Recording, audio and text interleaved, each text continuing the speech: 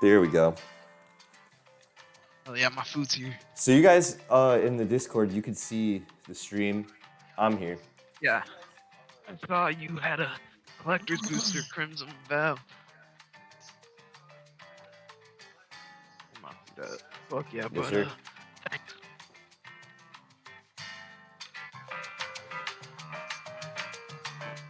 Damn, they taped the straw out of my drink. What's that? They like taped the straw out of my drink. It's been pretty funny doing streams on the laptop as compared to the phone. It's probably a lot better, huh? It is better, but I feel like my startups are a bit awkward. But other than that, it is what it is. So I got Crimson Vow booster. We're gonna continue Parasite Eve with the 1 HP or 10 HP we left off at. I got some market news we're gonna go over. Should be fun. You know, since we're here, guys, I got it streaming for you in the Discord. I was gonna look at the spoilers for the new set. What are we thinking? What are we feeling? Pop them out. Let's crank them out. I was gonna also look at some MTG Finance too. So we're gonna load that up. MTG stocks, and we're gonna get spoiler season.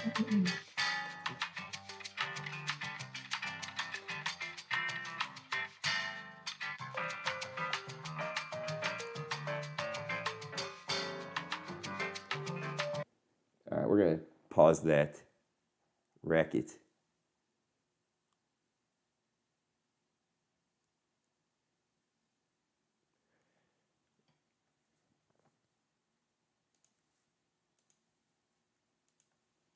Give me a second. I'm gonna step away unprofessionally.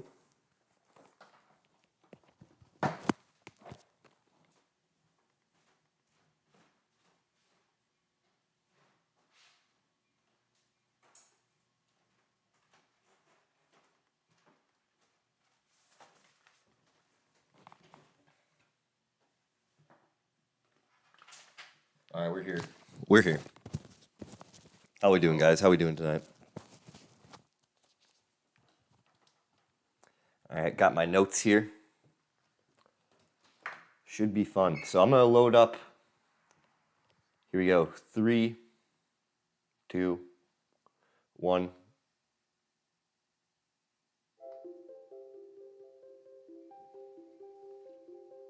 All right, welcome in, guys. This is MTG Finance coming in for you. Game state. A little awkward startup, but it is what it is. So, thanks for being here. Thanks for joining us. We're gonna switch back over and we're gonna load it on up. We're gonna look at spoilers. I got some things I want to explore in the MTG stocks world. I'm going to understand how to use Streamlabs, and then here we go. So, where are we at? Last time I was just kind of touching upon spoilers. I was looking at spoilers I liked as opposed to really more spoilers everyone wants to look at. I was just looking at cards I wanted to see. I think we're going to continue doing that. I think it's the best way to do this format, at least regarding spoiler season. I know everyone is really interested in the gods and the dinosaurs. I get it. Surprisingly, not me, you know? I don't know. You guys like the dinosaur set? How you feeling? I mean, I see the hype, but I'm chill without it. Yeah, that's what I'm saying. Maybe it's just me. But I wanted to check out some of the gods that they released. So we're going to scroll down here. Holy shit. Look at this dinosaur, though. Are you seeing this live in stream? Yeah. They give flashlights to a dino.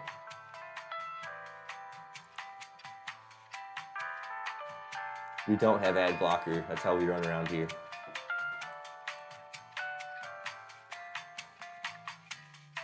We got a new angel, it looks like Resplendent Angel. At the beginning of each end step, if you gain 5 or more life this turn, create a 4/4 white angel creature token with flying and vigilance. That is big.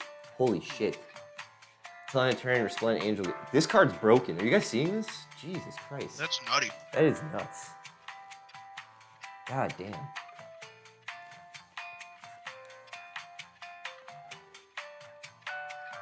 I'm gonna turn the elevators down a little bit for you. I run the means of production around here, guys. Sorry. I'm my own one-man DJ. So we got some new lands. They're making more man lands. Johnny, I don't know if you know what man lands are, but I do not. they started back in OG Zendikar, or I think the Return to Zendikar is when they brought them out. But they're basically rare dual lands that come in tapped, and then you can pay an ability that makes them a creature. Oh, okay. And I don't know if you know about this, the dual colors, there's ally colors and enemy colors. So there's mana symbols where they're enemies, and there's mana symbols where they're allies. So black-red usually indicates that they're it's an ally color. That's just regarding like the color pie of Magic, you know, and the synergy of the different colors. And yeah, Earthshaker Dreadmaw, I get it. Everyone was waiting for another Dreadmaw. Apparently it's a good, just high cost card to put in a deck to add kind of even out your spread. If you're gonna have a lot of 2s and 3 drops, you put in like a 6 drop. So it raises the ramp where you want to get to. Lets you pull your small cards out. That's my theory, at least. Temple Glock. Temple Bell. Oh, a reprinted Temple Bell. That's nice. Is this a reprint or maybe I'm tweaking out? No, yeah, Temple Bell. Each player draws a card. Nice. Compass Gnome. We have gnomes in this set? Okay.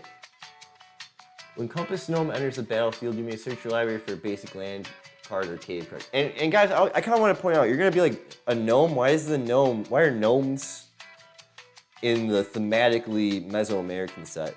And I'm going to go out on a limb and say possibly because in a lot of Mesoamerican cultures, like a lot of the spirits are referred to as like little people or tiny people. So maybe they're assigning, and a gnome is a fantasy, originally a fantasy type character, you know, from medieval type fantasy. So I'm thinking they're using that as an equivalent for the spirits of like the elves that exist in Mesoamerican culture that they're trying to highlight in this set. And the reason my reasoning for this is just because of a lot of the Amazon cultures really believe in that stuff. Those guys are all doing drugs and shit. Not all of them, but like there's cults and like tribes who do psychoactive substances, and they always claim to see little people or they hear voices of little people coming in trees. So that's my little stupid tidbit there of Wikipedia knowledge I'd like to share with you guys. It is weird seeing gnomes in the dinosaur set, but hey. We take what we can get around here, okay? Oh my god, are you serious? Fists of Sun's got a reprint. Jeez. That's great art, goddamn.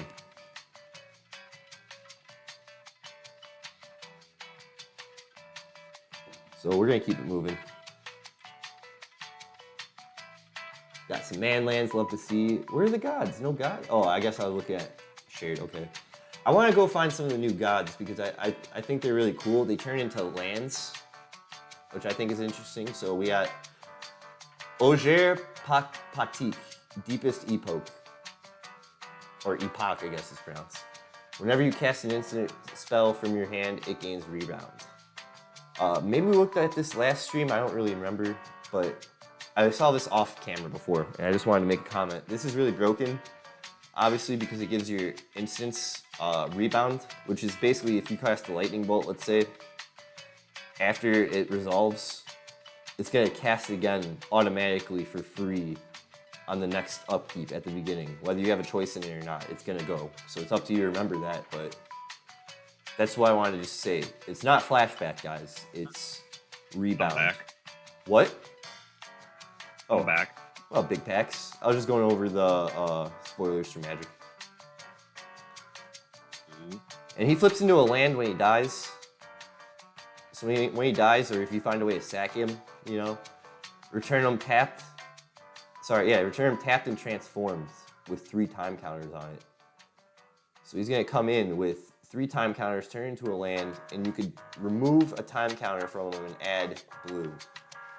And then you could transform him, but only if time counters aren't on him. And I don't know if the other gods have time counters like he does, but... And again, we're hitting that Mesoamerican thematic themed art. We're getting a lot of flavor here of, like, you know, Aztec and Mayan cultures. I really love to see that.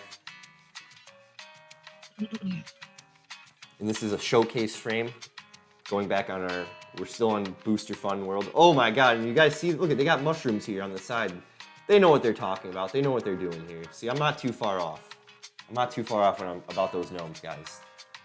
They know what they're doing here. Wow, beautiful art. Who is this? This is Clint Lockwood on the front, and Vico Meneza is on the back. So we got 2 different artists on the showcase frame. That is beautiful. And I don't know, man. I was saying this last stream, I'm really glad we get to a theme that breaks out of high fantasy, or like, for you guys, I don't know if you guys know in the Discord what I mean by high fantasy, but like, you know, fairy tales, you know, that's high fantasy. So like the Eldraine theme and Lord of the Rings, that's high fantasy, you know. I like that we've moved out of that and gotten into, I like South American and Central American lore, so I think it's really cool to incorporate that in Magic.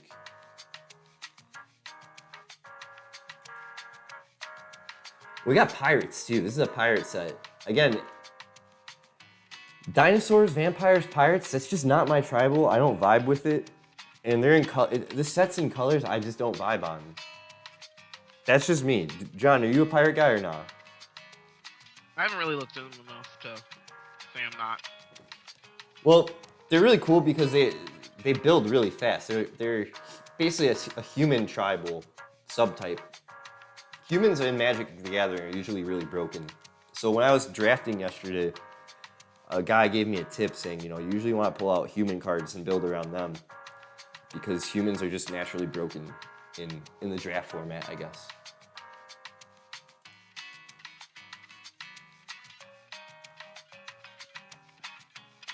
Brass's Tunnel Grinder. When Brass's Tunnel Grinder enters the battlefield, discard any number of cards, then draw that many number of cards plus 1.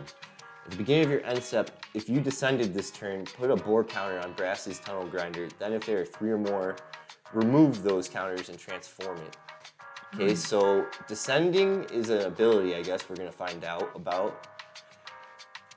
Tecutlan the Searing Rift. Okay, and we get a land. It flips into a land. A lot of flip. I don't know how I feel about all these flipping and stuff. Like, I like the flips when it was on werewolves, you know? And I accepted it when we had the flip angels that turned into the meld mechanic. Oh, yeah. But now this is getting a little out of hand, because it feels like we're gonna have to go to a lot of work just to get... And they did this in the last Ixalan set too, so I'm not like surprised, but I'm just more like, a lot of flips. Whenever you cast a permanent spell using mana produced by Tecutlan, discover X, where X is this spell's mana cost. Okay. Kind of on theme to what it needs to do.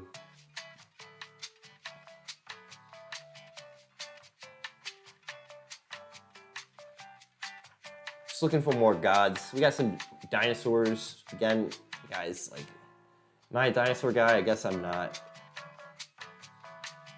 There's also merfolk in this set too, because the merfolk are like the indigenous people of Ixalan. But there's even more indigenous people of Ixalan who, in this set, they're going to introduce, like the gnomes, some more humans that are part of the Dinosaur Sun tribe. And they all live in the hollow earth of Ixalan. Ixalan is a plane that is hollow, guys. We got a pirate ship vehicle. We talked about this, I believe, in the last stream. It's really nice to see that. Belligerent.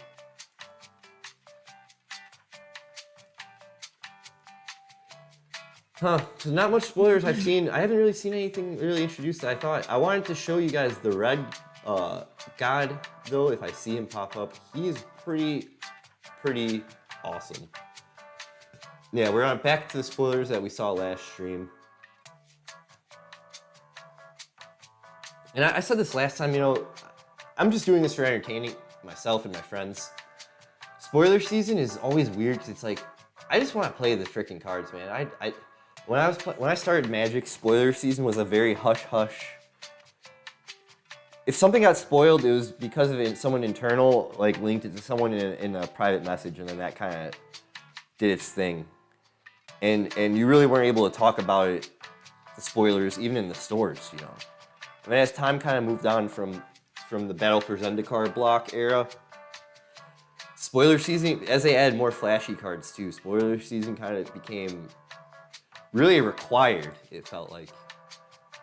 And John, you're new, I'd say. You know, you started within this last year too, so this is all normal for you. But for me, and I don't even complain about it, but it's just very interesting to see the evolution of the culture of this game change within the years. And everyone always complains about Magic, but it's really funny how accepting everyone is of all the changes they bitch about.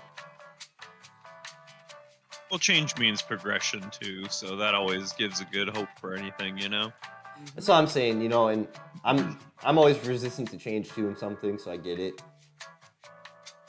But it's just always funny how in the entertainment world of Magic, everyone's like, oh, this sucks. And then a year or two goes by and we're really almost not complaining about it and kind of just accepted it. But you're right, Bill. Change is awesome. So the Myco Tyrant, an Elder Fungus. The Myco Tyrant's power and toughness are each equal to the number of creatures you control. They're fungi and saplings. See, they're putting fungi. Why are they putting fungi in the Mesoamerican theme set? It's almost as if fungus is a part of those cultures. That's crazy that they're really hinting on the shroomy part of this stuff. I really love that. I think this is my favorite set, guys. I'll say it. I'm a fucking dino guy You now. said it. I'm a fungus guy, man. Beginning of your end step, create X11 black fungi creature tokens. You got an ointment for that. I think there's a surgery you can get for that, man. Get that removed. So its power and toughness each equal the number of creatures you control that are fungi and saplings. At the beginning of your end step, create X11 black fungi creature tokens with this creature can't block, where X is the number of times you descended this turn. And finally, a card that tells us what descend is. You descend each time a permanent card is put into your graveyard from anywhere. Alright. That'd be fun to put in Slimefoot. That would be pretty broken in Slimefoot. Or Just sacrifice all the fungi that I'd make at the previous end step. see, that would make you really hard to get rid of because, yeah, you're getting a token generator. And then this token generator is a body also, which is really awesome. Yeah.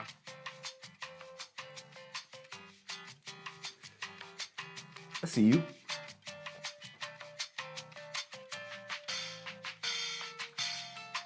Discover 10. To discover 10, exile cards from the top of your library until you exile a non-land card with the mana value 10 or less. So discover more or less is Cascade,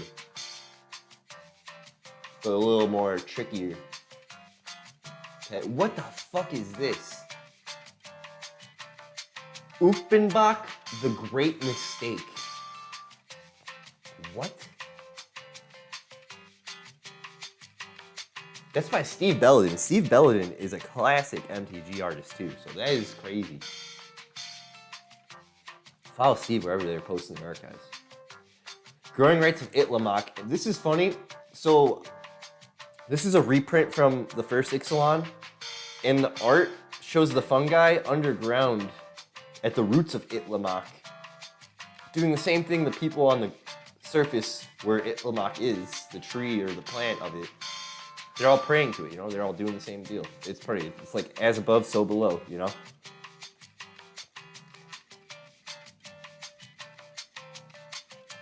God, I love this set. This is so sick.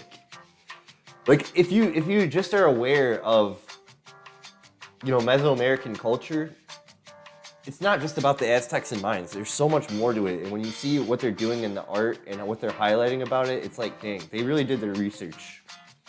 Like how the little fungi guys look like little statues and stuff. That really talks about a lot of like South American cultures and Central American cultures have little figures of stone that they do like makes like creatures and stuff out of. Like their art looks just like that. It's really interesting that the art direction really. I'm wondering if the art direction is Terrence McKenna fans. That's all I'm gonna say. I'm gonna leave it at that.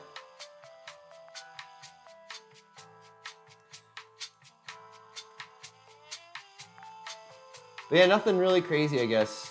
We have planeswalkers, which is weird, because didn't we just get rid of everyone who was a planeswalker, right? Whenever you cast a spell from exile, Quintorius can deals 2 damage to each opponent, and you gain 2. Create a 3/2 red and white spirit creature token, discover 4. So yeah, I guess, I really wanted something that was really going to catch my eye. A few things did. Here we go. This is the Red God. Johnny, are you ready for this, dude? Alright. That's fucking dope. Here we go. We got the mushrooms again. Dude, it's like as if you have to take mushrooms to interact with these formless gods. That's crazy. Alright. Ogier Azulnil, Deepest Might. And this, Bill, are you seeing this skeleton? Mm-hmm. That's sick as fuck. So he's got trample. He's a 4/4 body for 4. If a red source you control would deal an amount of non-combat damage less than its power to an opponent, that source deals damage equal to Ogier power instead. So let's say you have a red source that would deal like non-combat damage, so like ping damage, John. It's like 3 damage spell. yeah. So like lightning bolt. Let's say you cast lightning bolt, or let's say you have a pinger. Lightning bolt. Yeah, or let's say you have a guy who taps, does 3 damage to target opponent, right? Yeah. Instead, he's gonna scale it up to 4 or whatever his power is. So if you give him +1 to make him a 5, you cast lightning bolt, and his power is 5. It's not gonna do 3 damage to an opponent's health direct. It's gonna do 5 damage if you were +1, Yep. That's fucked up. If you put this in Obosh, that is messed up.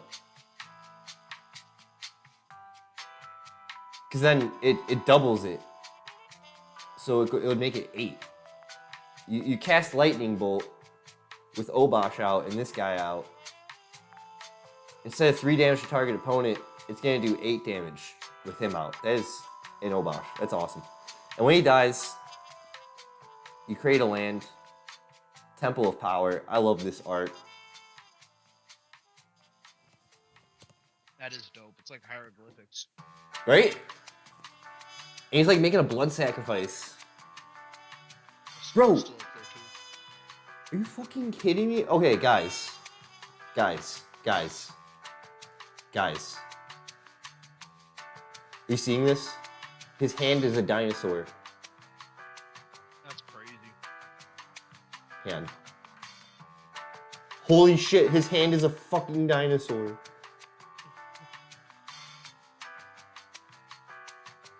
This is my favorite card. And it's by Victor Adam Menges.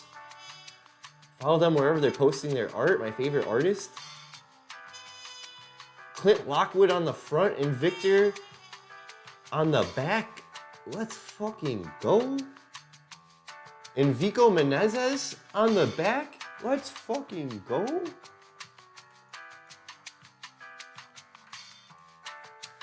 All right. Well, besides the Commander Legends commanders being printed in this set, let's look at them, 'cause I actually haven't seen these. Breaches, Eager Pillager. Whenever a pirate you control attacks, choose one that hasn't been chosen this turn, create a treasure token, target creature can't block this turn, or loot. Damn, sick monkey art, let's fucking go. Rafal Vekrovitz. AKA Too Many Skulls. Follow them wherever they're posting. We love you, Too Many. And I'm not gonna lie, I hate the land cycle. The basics in this set are fucking. I love the art, but the design is so fucking ugly. Oh, down there. Yeah, like what did we do? What did we do this for? We full arted it, and then we just decided to stick a big fucking. I don't. Yeah, they should have just put a sun symbol somewhere. I think if they made this more, had more clear opacity, like if they made it see through. I don't think it needs the same basic land. Well, no, it needs. It has to have the type. It's required, but I think they could have. I don't know, centering that and making it very opaque, not the move. Art's dope, but the word. Yeah, that's what I meant. Art is dope, but the words are dumb.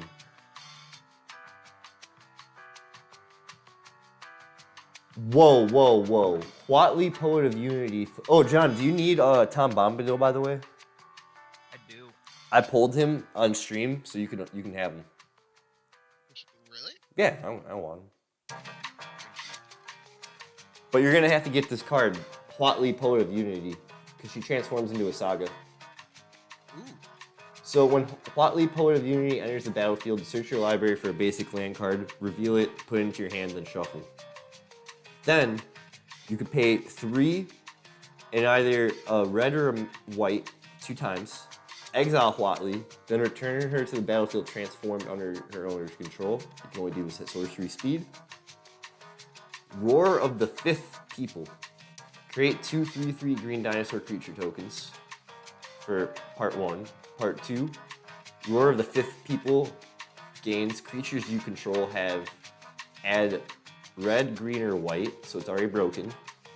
And 3, search your library for a dinosaur card, reveal it, put it into your hand, and shuffle. And 4, dinosaurs you control gain double strike and trample until end of turn. So you probably don't want this for Tom Bombadil. Yeah. It's all about dinos. Yeah, The only that's good it. thing is that, man. Yo! Sick fucking art. Colors. What color? It's by Ledania. Follow Ledania wherever they're posting their art. Let's fucking go.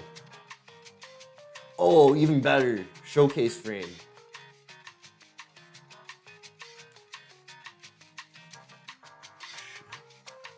And both sides are by Anvitia Diza. Follow all these artists, guys. They're legends. We love them. So I guess that's enough spoilers I've seen for me that I'm willing to show you guys. You guys should look into it yourself if you really give a shit. Whoa. Skullspore Nexus. Spell cost X less to cast, where X is the greatest power among creatures you control. When one or more non-token creatures you control die, create a green fungus dinosaur creature token with base power or toughness equal to the total power of those creatures. Yo, this would be good for Slimefoot. Are you kidding me? Yeah, it would. Holy shit. Double target creature's power until end of turn. God damn. That's kind of nutty. What's Slimefoot's power and toughness? He's only a 3/3, but like. You still have your tokens.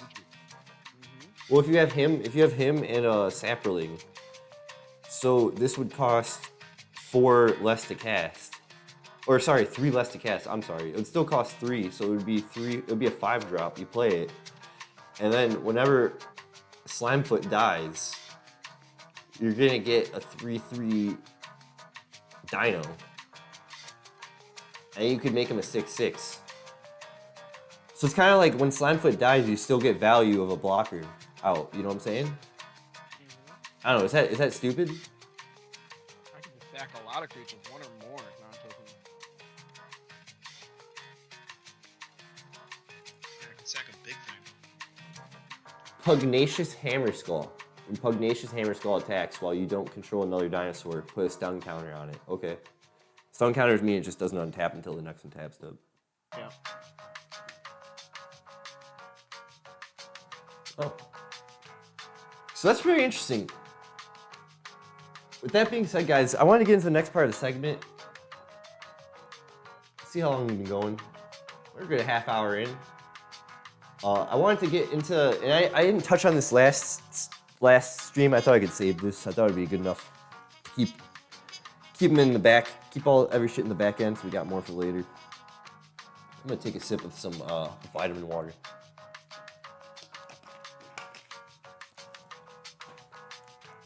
So, a lot of what I wanted the segment to be, spoiler season kind of got in the way, so that's why I wanted to give some time to it.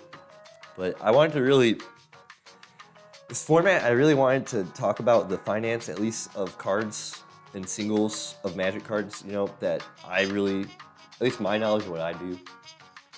And just talk about some cards that really surprised me that are growing in price at times. I'm like, damn.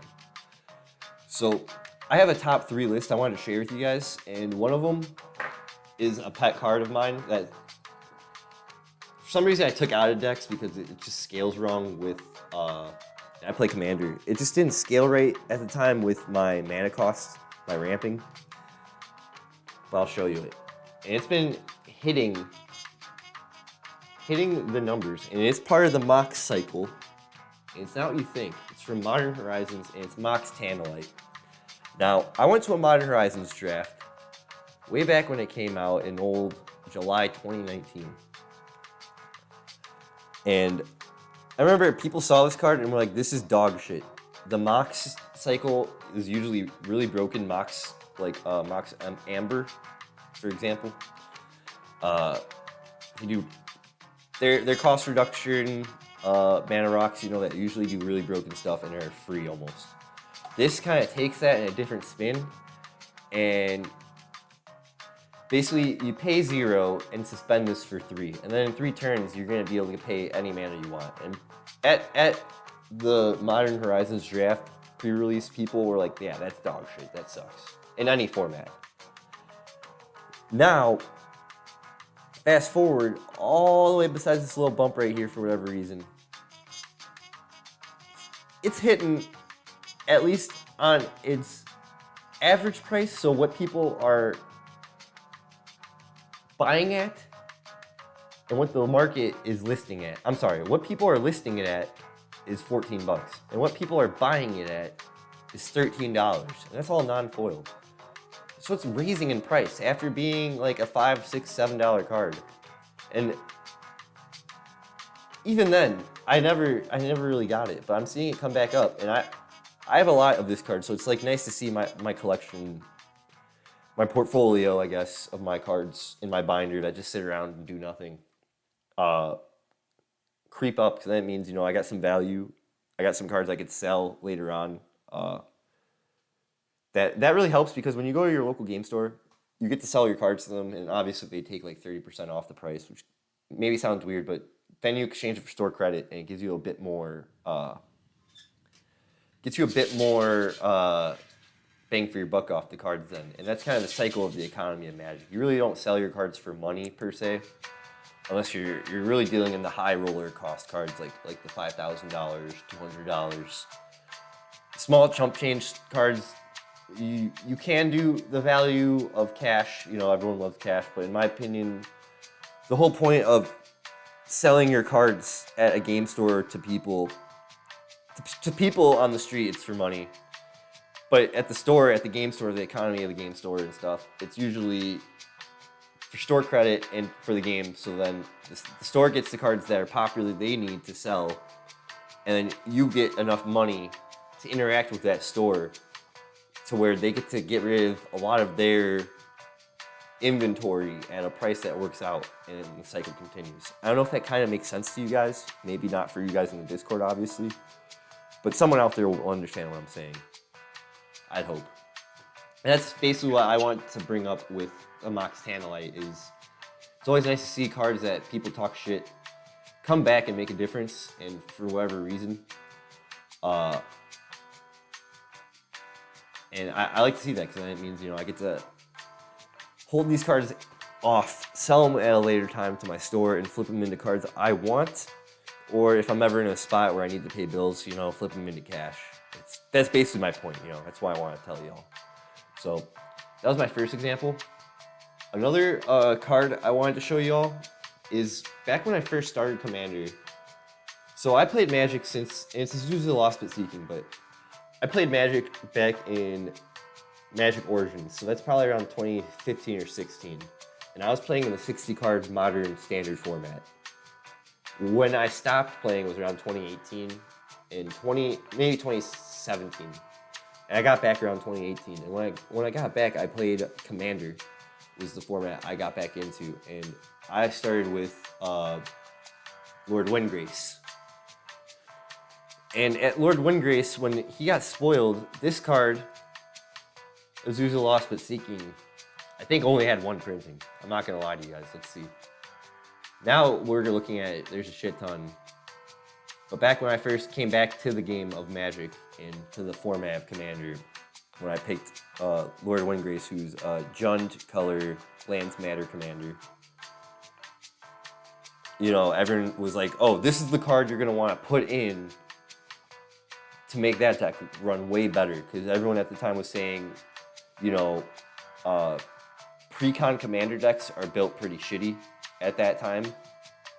And I always thought that was funny, because now I'm playing in the local game store against pre-con decks and they're wiping my fucking ass. Like, it's insane. John, have you played with any pre-cons against us? I have. Yeah, they come out. They fared really, really well. You played against when Marco did the Doctor Who. I did. Yeah. I was doing some shit. So when I first started Commander, when I got the Lord Windgrace pre-con, you know, everyone was like, yeah, dude, you want to switch out cards immediately for stuff like Azusa, because it's a trash deck.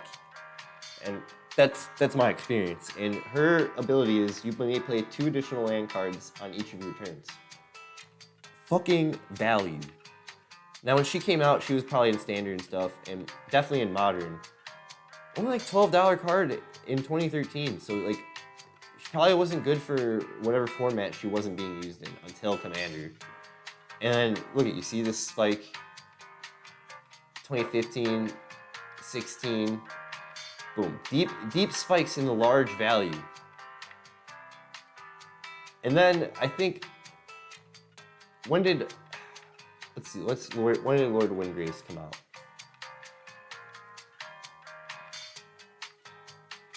He's from the 2019 Commander, so I think that's 2018 technically. So that's around, okay, one of the return to Ravnica cassettes. We're gonna use our handy memory here to find where that set is. I guess we got Ultimate Masters. So Azusa Lost But Seeking was only a $25 card. And everyone's like, you need to buy this fucking card for Lord Windgrace. Turning her into damn near, it says 40 to 45. There's times where at the local game store she was like $50. And I'm like, damn, I'm never gonna be able to buy this card. Thankfully, this is another thing I wanted to highlight. So when cards first initially come out, they're bangers or they're straight up losers, like Mox Tantalite. Over time, things change and then they become bangers and they start rising up for whatever reason. Azusa Lost But Seeking is another example where she's a banger. Stuff comes out that she could be supplemented in that really, really complements her abilities. And then, boom, we get into a wild world of reprints because of, if you've seen in my last stream where we went over Project Booster Fund, because of Project Booster Fund, we're getting reprint after reprint in different, damn, that is sick, in different sets, basically. That is sick as well. That is sick. Oh, god damn, that is awesome. And that's to help basically the format of Magic because, you know, there's more. When I started, Modern and Vintage and, you know, Legacy were really the only expensive formats where you could use all of Magic's history. Now they created Pioneer. There's a couple other ones, but I know Pioneer is another extended set. So they need to be able to turn those $24, $30 cards into a bigger spread for the other formats, you know? So then people like John can start getting into it each year, you know? There's Johns and Stevens each year who are getting into it and dropping out. And they get into a format they never played before. And they remember when they used to play. Oh, Tarmogoyf. I remember when he was $25. What? He's only $6. I think he's expensive again, but there's examples like that all throughout Magic's history. And Azusa's kind of one of that. she got the reprint hit. Everyone was like, there we go. Other times, reprints straight up don't mean a damn thing. And that is in the case of this card. We're going to go to Doubling Season. Doubling Season. That's funny. I want to go to the OG print. Doubling Season was a card when we first started playing an old 2015-16 $28, $30 card. I remember my friend Josh, he was like, yo, you need to get this card because it's going to be expensive. Same with Parallel Lives in Innistrad. And sure enough, it did by, like, around the time I kind of really stopped giving a shit, 2017, 2018, $60. That's pretty expensive because we were talking about, at that time, the 60 card format. So if you're going to get 4 of this card, you want to pay at least $60 for 2 of them at one time if you're going to buy it. When it becomes $60 for 1 card, it's like, oh my god, how can I justify $120 for 2 cards, you know? And you have to do it again for all 4 just to build your deck. And no matter how many times they reprinted it, it's still a $40, $50, $80, $90 card. Look at, you see this, guys? And they give it better arts. They give it better, cooler arts. I like the Dino art from Double Masters personally. And that's it gets the reprint treatment where it doesn't even really fucking matter. And I think that's one of the interesting things about Magic. You know, Mox Tantalite is its own set. It's not gonna get reprinted or anything. Ants Rising probably for maybe limited and extended reasons for formats and that bullshit. This card got a wider spread outside of the 60 card format, especially because of Commander, honestly, and the doubling of things is really popular in Magic. Like doubling tokens. Tokens used to be always popular in Magic, but doubling tokens really got insane since like fucking 2016. And then you got other cards, again, Azusa. The reprint treatment really didn't, it helped her in a way where it got better access, where Doubling Season is really better for the people collecting it. They love to hear that their Doubling Season's going up, but it's a harder entry for people who want to get that card. But then also it does become, once they get that card, it does become, you know, a story, you know. It's kind of hard to describe because I'm talking really openly here and freely offhand, but like you come across cards that they become a story to you, and you'll be like, oh yeah, I bought that Azusa Lost but Seeking for $5, now it's 20. You know, that's my card. That's my card. And it's like Doubling Season. Oh, my Doubling Season, bro. I love this card. It's always been doing me good, even though it's heavy played. Its market price is still going up, so one day when I drop out, it's gonna be worth something for my children.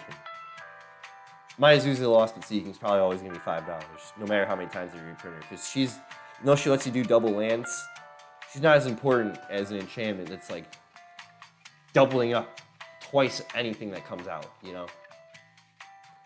That's my little roundabout conversation rant.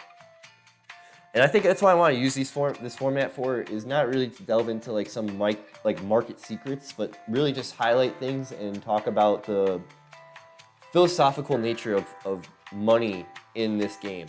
And it's not, I don't even know how to come up on money in this game, you know, but it's more so, it's a hobby and it's an investment, and a lot of people become players and then they turn into collectors, and collectors aren't really necessarily players, and the collectors kind of have a more majority say of bitching than the players do sometimes. And it's really interesting getting in that hardcore into the collecting of Magic, whereas like, John, I don't know how hardcore you are into collecting, but you like playing, I feel like. You just like playing Commander. I do like playing. Me and Bill, when we were kids, we played Yu-Gi-Oh, right? We never knew how to play it, but we fucking always loved just buying the cards and not even playing with them and just collecting them. So that's really my interest for Magic, and I think that's kind of what I wanted to talk about in the State of the Game segment. Is just get a little philosophical and talk about cards and the finance aspect of it and what that really means and what up and down really means in Magic and how what the market is in Magic, you know. That's just the players and that's just the people who have more money than you. And a lot of people who get in the game and get into the finance world start thinking really like stock market world life, and unless you're running a business in Magic, I don't really think it's that hard to think, like, it's not that crazy. If you're just a player, I feel like there's some more philosophical things you could really think about when you approach why doubling season's $50 and why you should just buy it, you know? Just buy it. It's gonna keep going up, even if they reprint it. Now, Tarmogoyf, sure you could buy it, but we've seen it. It's gotten hit. And none of these are reserve list cards that I'm even talking about. These are all cards that are like just pieces in 60 card decks. See, look at Tarm, dude. My boy got massacred. He used to be non-even special print. He used to be in the $200 range, $50 range. He was an impossible 4-of card you had to buy into. Now, it's fucking $23. And I still say buy in this card, because yeah, the reprint treatment really fucked him up, because he's really more focused in, I'd say, Commander and 60 cards. Doubling season, honestly, is really only for Commander. That's why it's popular. That's why it's expensive. It was always an expensive card that Commander fucking bastardized and said, this is what all Commander decks will need to become insanely powerful. Azusa Lost But Seeking, kind of the same effect happened, where she was a 60 card format card where Commander dictated, all right, now we need you. Except they decided to kind of reprint her for Commander. And they tried to do that for doubling season, but just the market of doubling seasons deemed, no. This is a collector's piece. And this is something that deserves to have a bigger legacy than Azusa Lost But Seeking for whatever reason. And I always think that's interesting. Does that make sense to you, John, or do I sound insanely crazy? I got you. Bill, what do you think as an outsider altogether? Sounds logical. I don't even need your validation, but as I was talking, I'm like, damn, I'm sounding insane. So I just wanted to... Yes. We'll see it in the playback. But I wanted to just...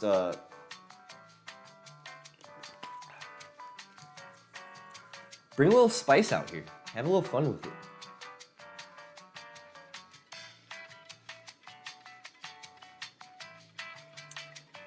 So I think we gotta open a pack now.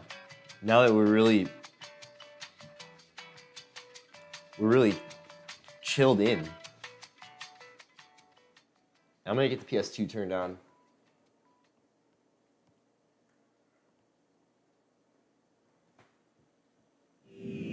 Hell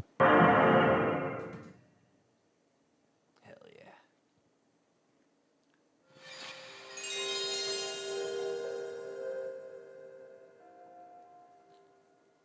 We're gonna get a pack. Should we do the collectors now? I mean, I won it yesterday, so I kind of want to. And it's spooky season. It is spooky season. I'm gonna get some spooky music, and we're gonna open up the spooky pack.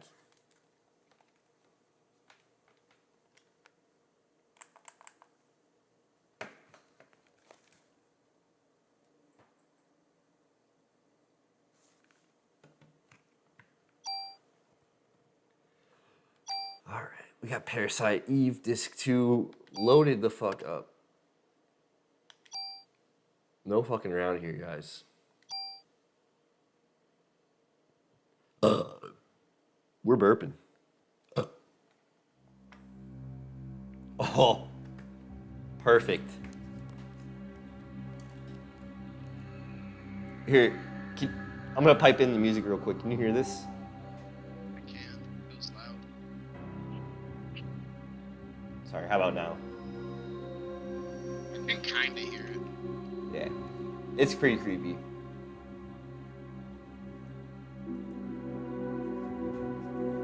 Alright. So I went to a Innistrad themed double-headed giant draft event, which was really fun. Technically, it should have been sealed, but we did draft and it was fun. It took a long time to set up, that's why it should have been sealed, but drafting's really, really fun, so it didn't really fucking matter. And it was generally one of the most fun experiences I've had playing Magic in a while. It was very refreshing to get outside of Commander, for one. But other than that, yeah, let's go.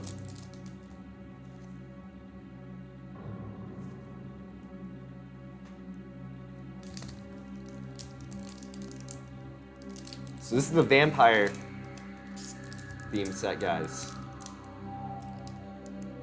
And I can't open it. Man, this looks a little like it was repacked. You see that? Am I tweaking? It's just like a little burnt, a little crispy, a little burnt. Like they vacuum sealed it. Smoke packs, you're a little bit paranoid, man, sometimes. But see, look at that. You see that?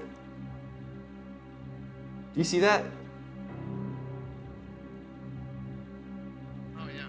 This looks like it was already opened.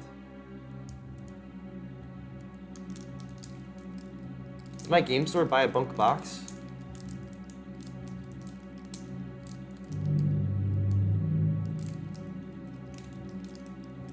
This is spooky. Are you guys seeing this? Guys, Chat, are you seeing this, chat? It's some scissors. I think I might have to. Jesus Christ. Did they repackage it and then when they sealed it, it made it harder to open, you think? Hang on. No idea. I gotta turn the music off. I'm mad. I feel like I'm opening a resealed pack right now.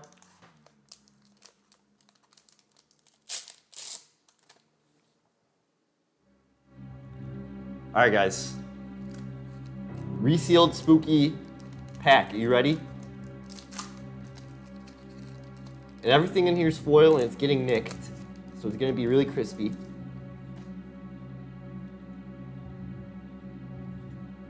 This is for you, John. 1/1 human. Damn, this is sick. He's serving everybody up. You fucking serious?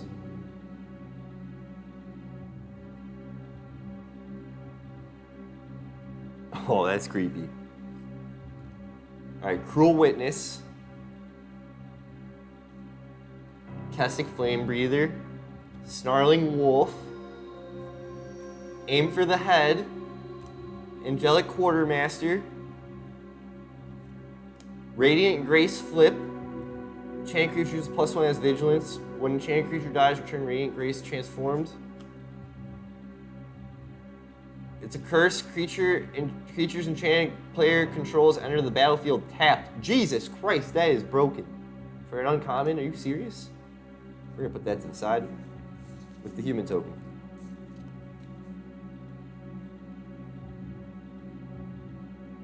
Alright, Forest. Dominating Vampire. When Dominating Vampire enters the battlefield, gain control of target creature with mana value less than or equal to the number of vampires you control. Until end of turn, untap it. It gains haste until end of turn. Okay. Timon, Youthful Geist. Partner with Rhoda, Geist Avenger. Flying. At the beginning of each combat, tap up to one target creature. Wait, what is this? So we pulled the commander card in the collector's booster, which does happen from time to time. But we pulled partner commanders?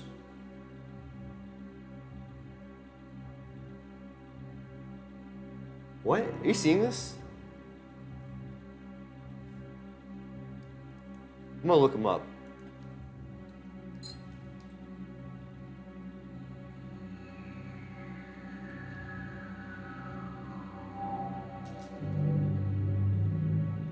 He's a real card. I've never seen this card, guys.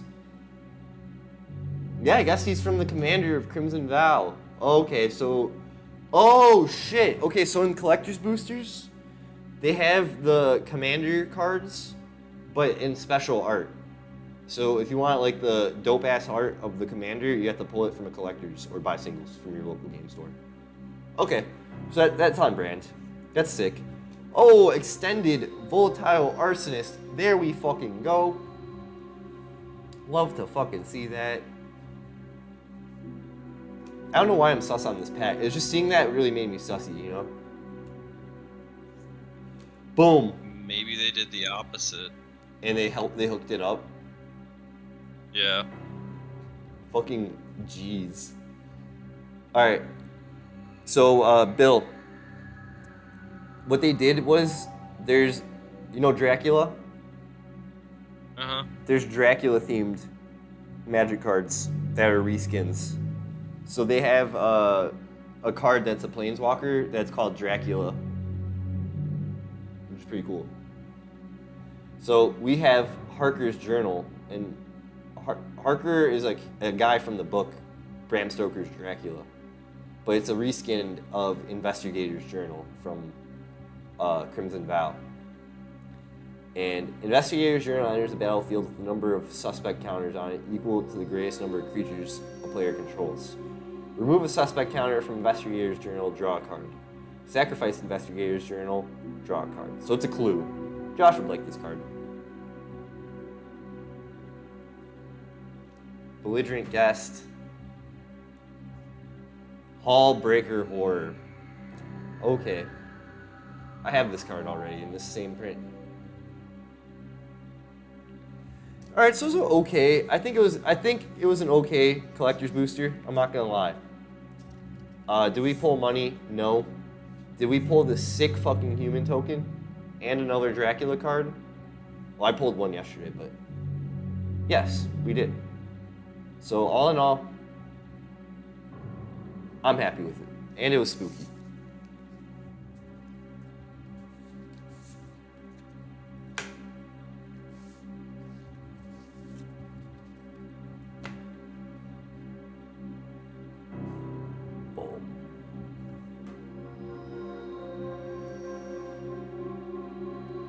I'm gonna fix my camera.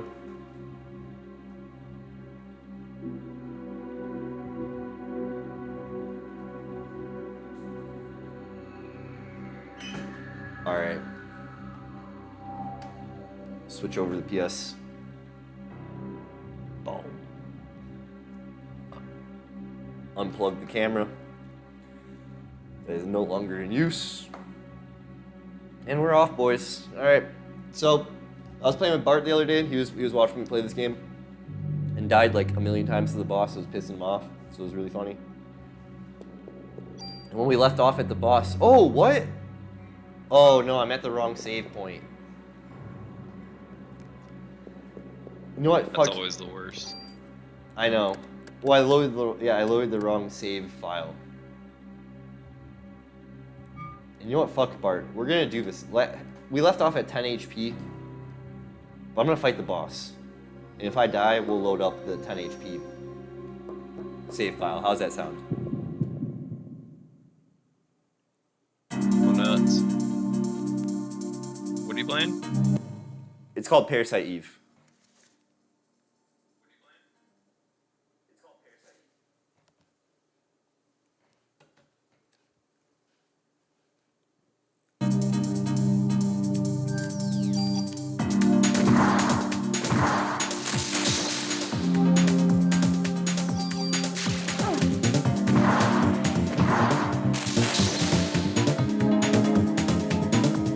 I don't know if you'd like this game, Bill.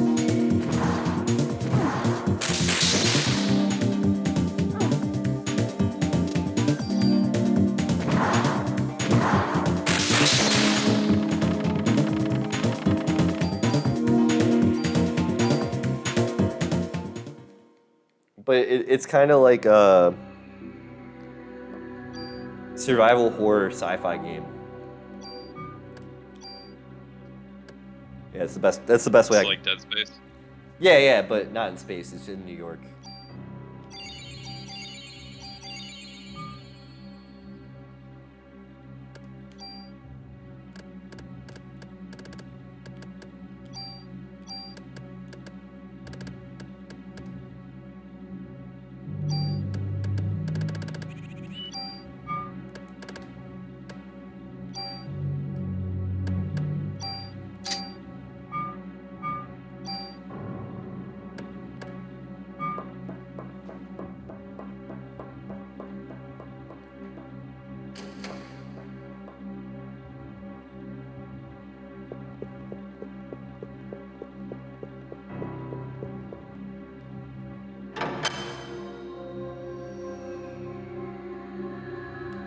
So I'm gonna try a tech I learned reading one of the frequently asked questions guides, where I'm gonna switch my armor mid-battle to restore my magic points. And I think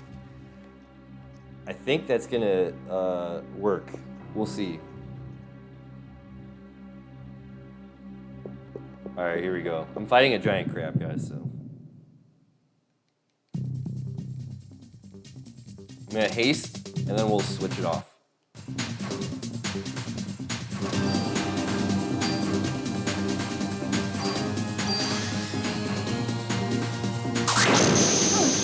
Shit.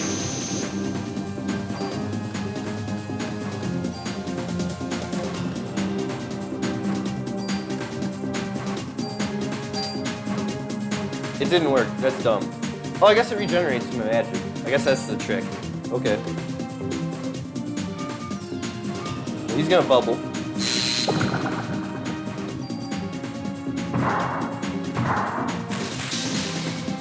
He's gonna bubble again.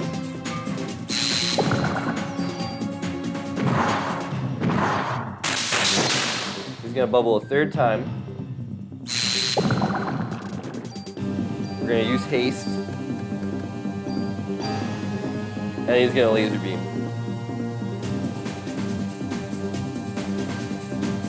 Or he's gonna do another bubble, but I think he's gonna laser beam. Yep. Fucking coward.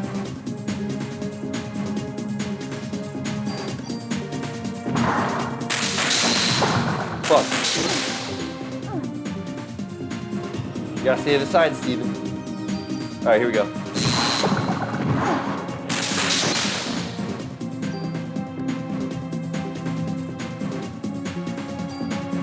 I think I can get away with a heal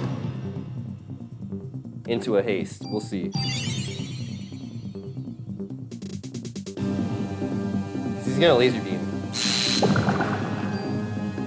Yeah, we can do it.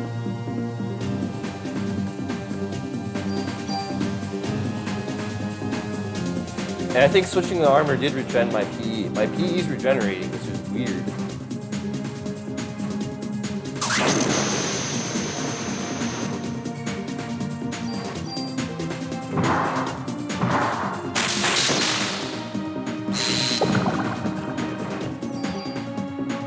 It's weird how I was reading the guide for this boss fight. They say there's no way to avoid the bubbles, but I'm clearly doing it. Shit, how many bubbles do you do? Okay. Fuck.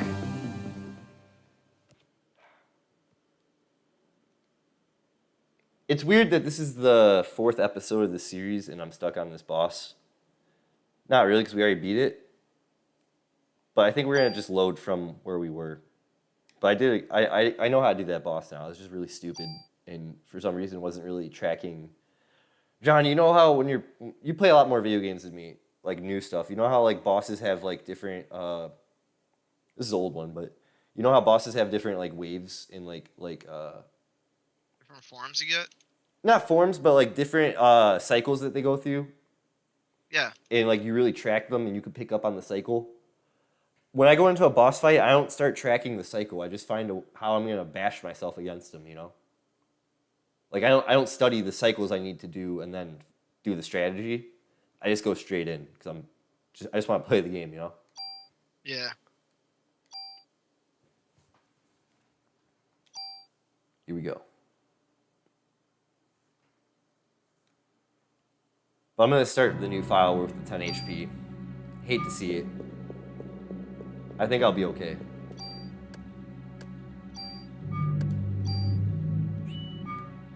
Oh, we could probably do the armor trick. Hang on, we'll do the armor trick. If we get in a battle, I'm gonna change my armor, hopefully not get attacked, and we'll be okay.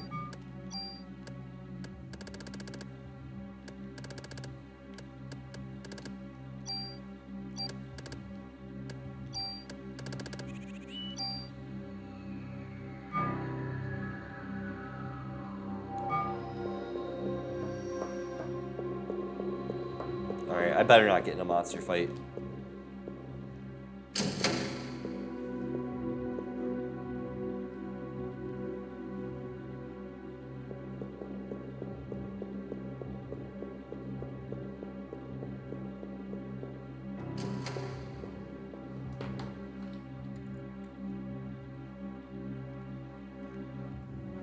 This is where I'm gonna get in a monster fight. I'm scared. What fell? Something fell. I'm scared. We're gonna pause. Something fell. I need to go investigate, guys. This is your time to go to the bathroom or get a snack. We're gonna be right back after these messages. Investigate what fell so nothing's broken.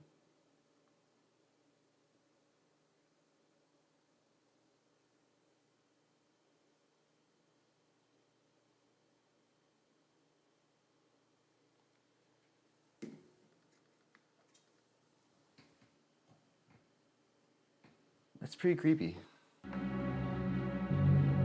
All right, be right back.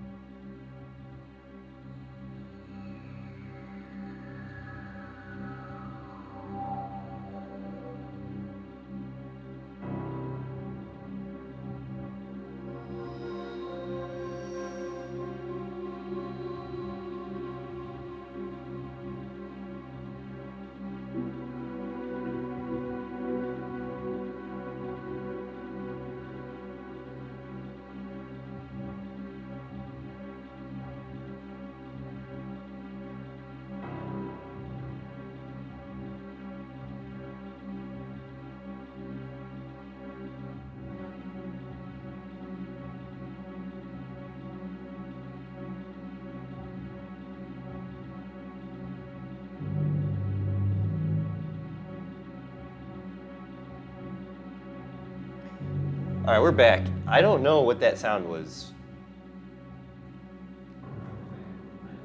It's pretty scary, guys. It sounded like a bottle popping and falling at the same time. So I thought my water bottle in there fell or something. I don't know. I was just like, even though I wasn't in there, something just didn't seem right.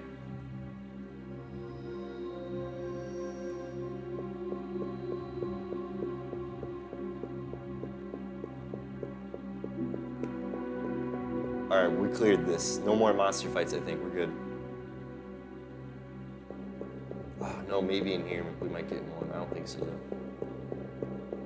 Sick. All right.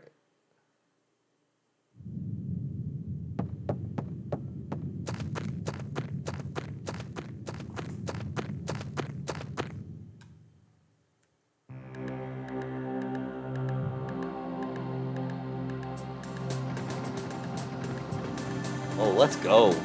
Fucking love this music.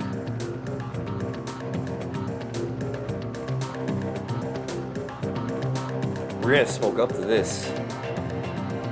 Yo, can you guys watch the YouTube?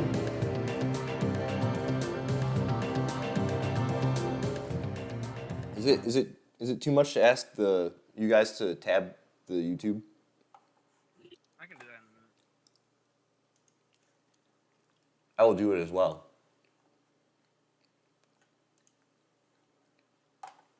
Guys, make sure you follow Smoke Packs on YouTube. Subscribe, hit the bell icon.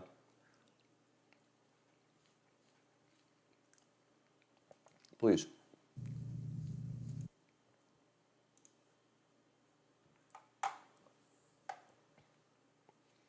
Let's try to get to 50 subscribers.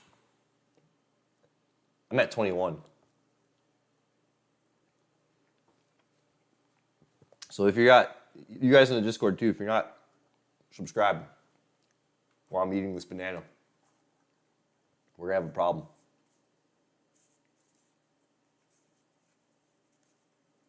Back to it though.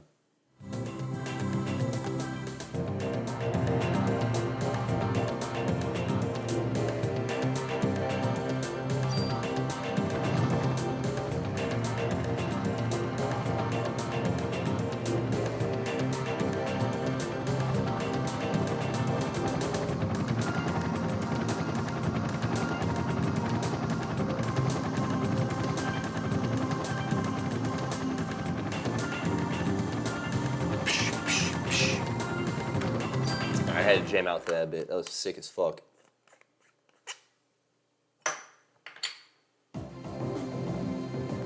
Chinatown, we're here. Let's go.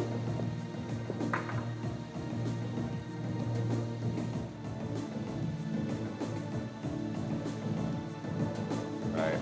So there should be a health potion I know of somewhere here. But I think we're shat out of luck on it, finding it. But we'll see.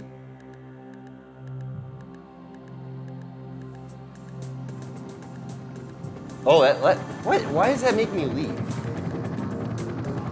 How does walking on the side make me leave? I guess we have to go forward. I'm playing a PS1 game, after all. Bill, remember the OG Resident Evil? Like how you have to move? Yes. Like how it's like fixed movement? Yes, Yeah, you can already tell it's the same thing here. pretty much. Looks like it. This was made by Square Enix. It's cool. Yeah.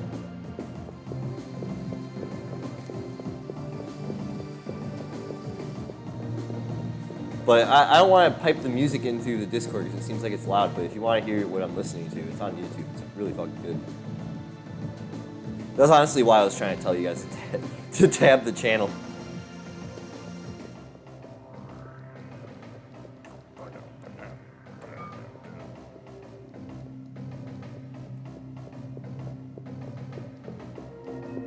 We gotta find my homie scientist guy.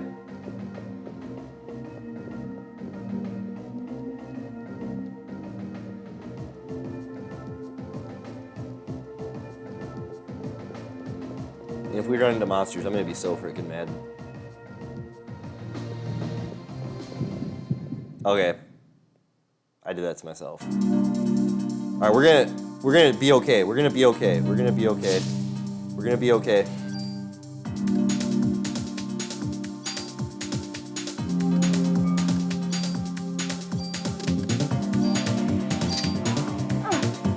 Oh my god, that was all my health. We're gonna be okay. We're gonna be okay.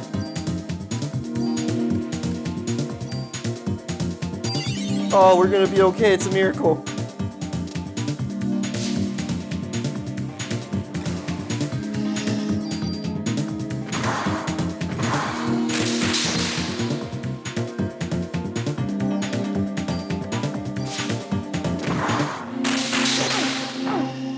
Oh, dude.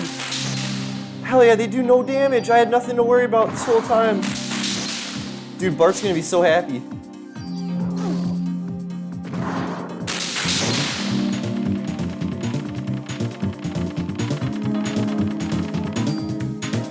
When me and Bart were, after we beat the boss, I had like really a lot of health, and then for some reason there's this part where steam is blowing out of a vent and you can get an item.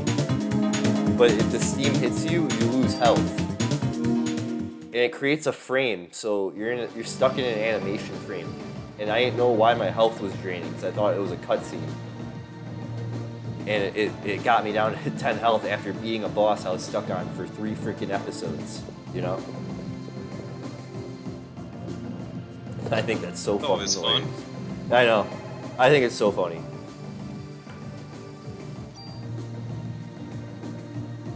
We're gonna save.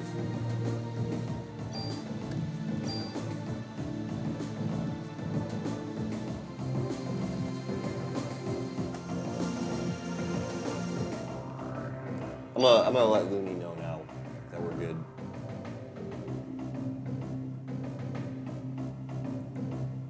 Let's see. We're gonna listen to Sick Jams. Message him.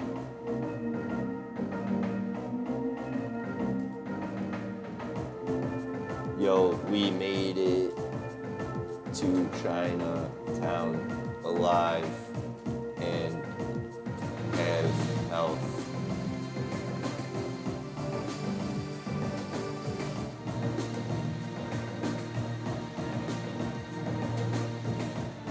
All right, here we go, boys.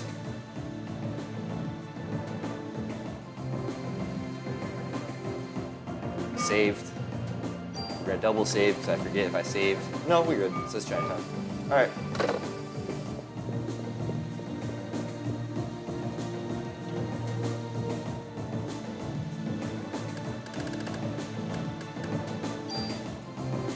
Ooh, an M79. Okay.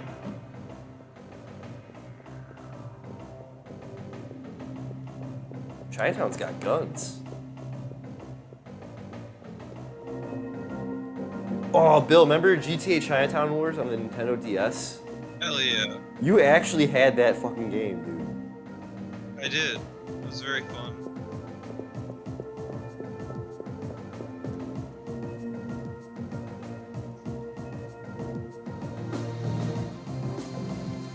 A giant toilet? Lido, what are you talking about, dude?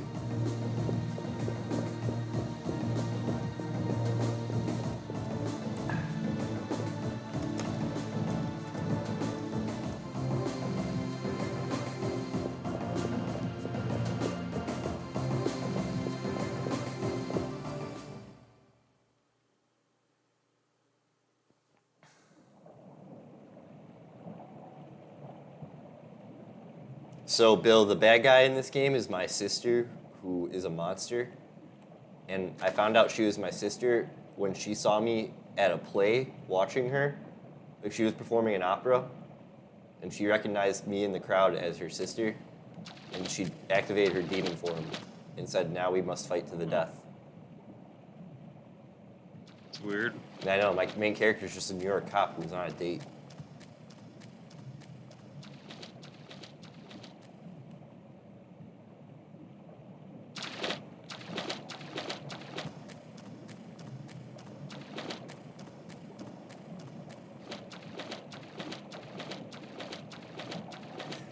And now we walk and walk and walk. Great. And it's a dead end. Just great.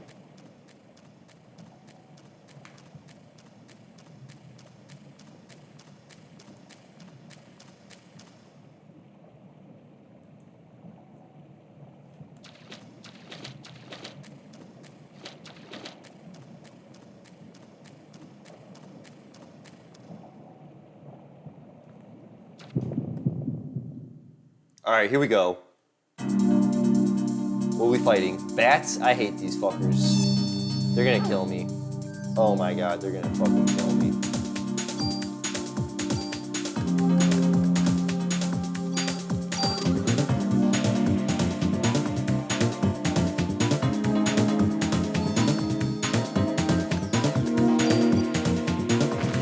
Fuck out!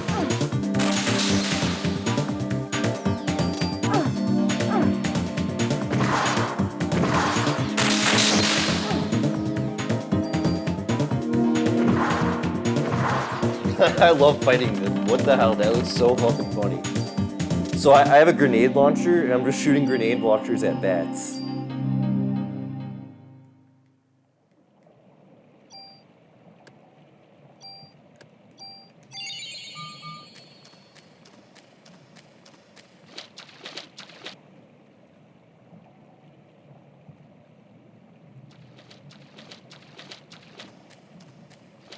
Guys, like the stream, please. Hit the like button. Make sure we fucking show them who we are.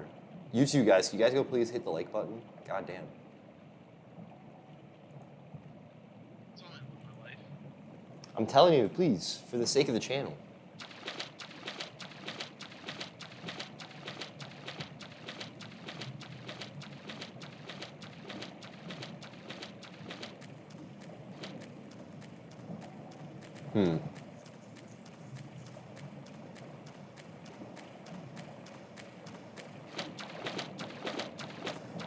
They're really gonna make me walk down this dark ass sewer to dead ends?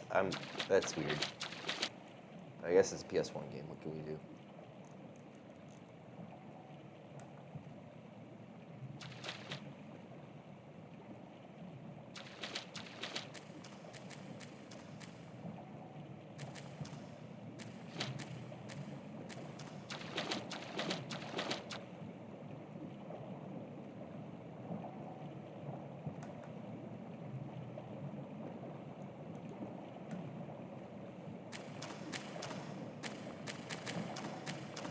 Nope, dead end.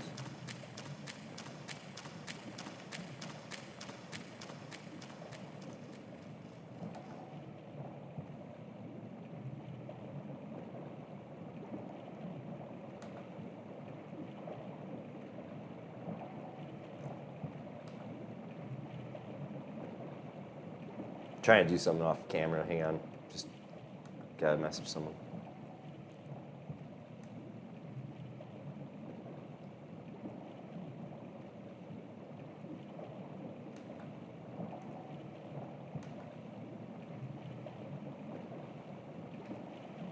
Hell yeah. Perfect. Cool.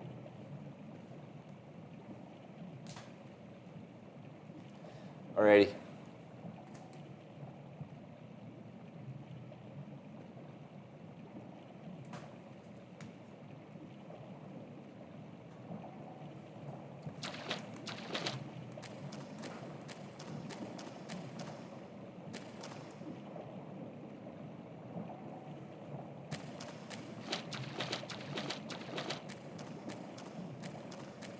Guys, this is not good. I hate sewer levels so freaking much.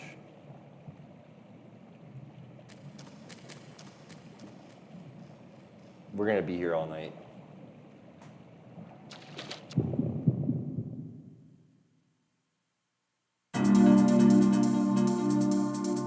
Here we go.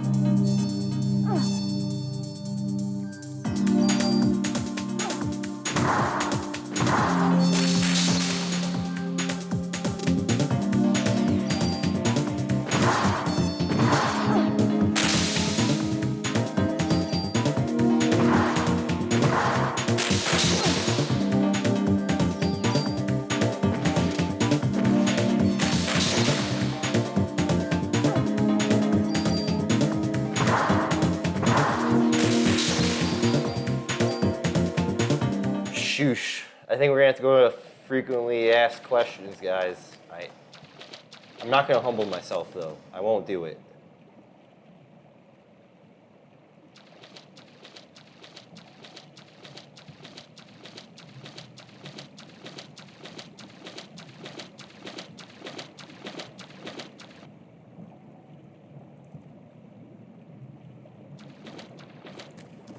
Oh, what the hell?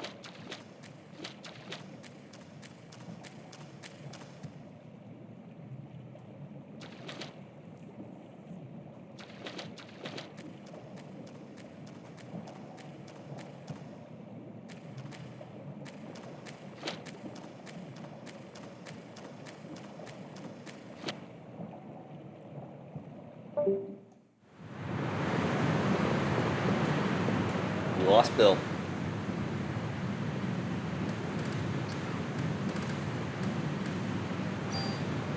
Oh, defense +2, let's go.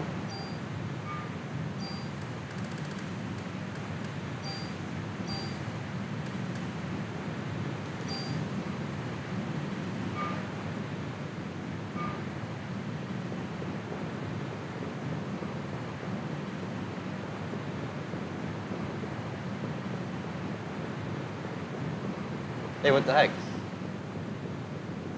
Can I not walk under a bridge? What the hell? I guess there's a barrier? Alright, man.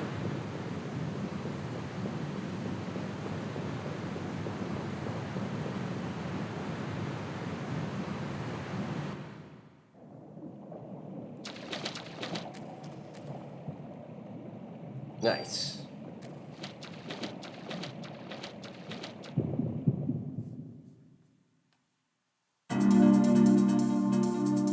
Oh shit, poison frog. Poison frog. Die. Die. What?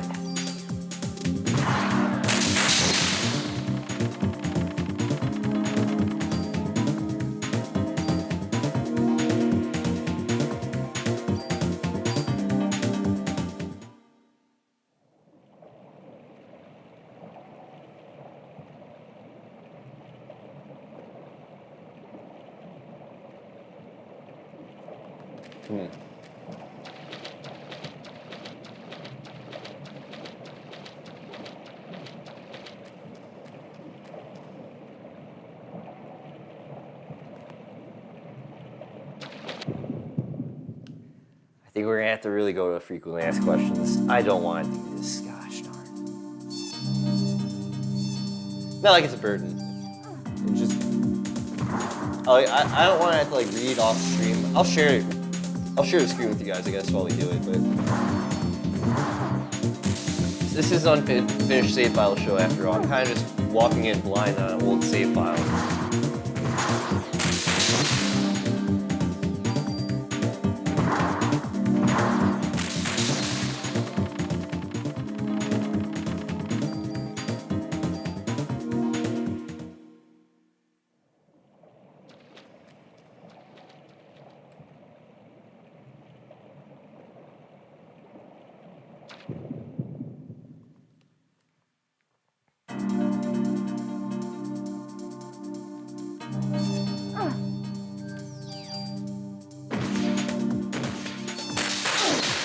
Oh my god. We're gonna have to get rid of darkness.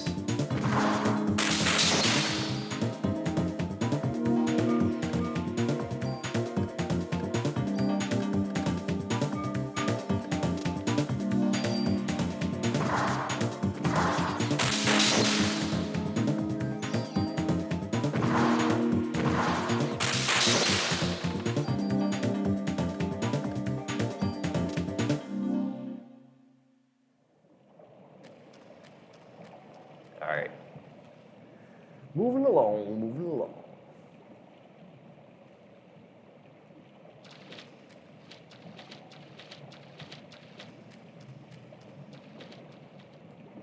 I think I'm gonna go this way and then outside by going through here.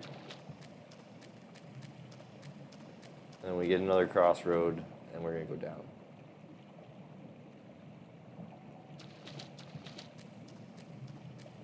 To the left, actually. And then this should lead us out. Okay, I see what I'm doing now. Oh, but we're gonna fight a frog.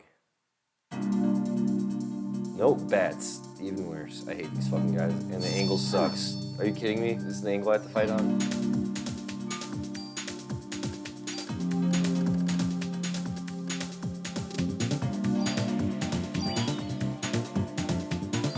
Alright. This is such a funny way to fight monsters. Okay.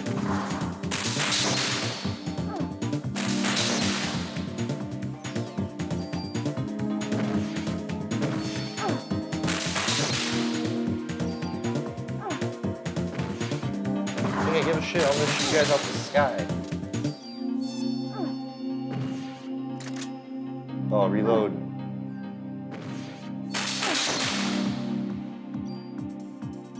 Wow, I hate bats.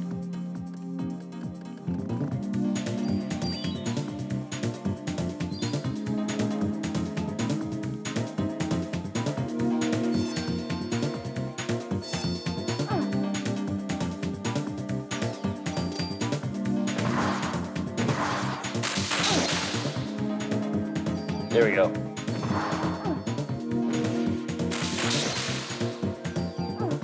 It's okay. That was really dumb, but whatever.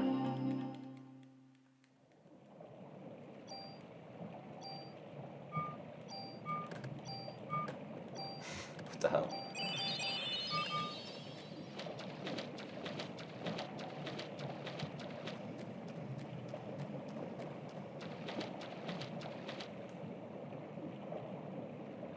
Oh, wait, I walked backwards. Gosh darn it.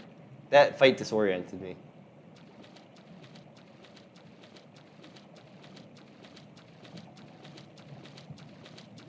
We're fumbling around in the dark here on the Smoke Packs Cast, guys. Welcome in. Glad to be here.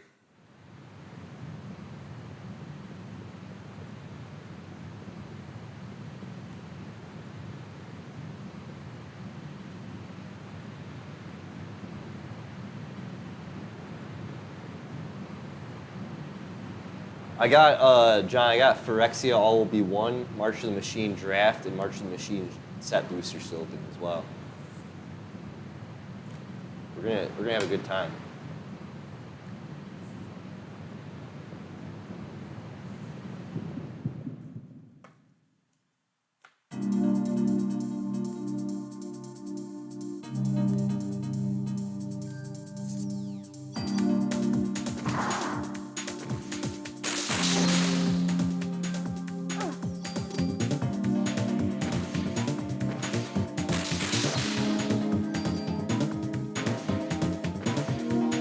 Nope. Okay. How about now? There we go. Oh my god.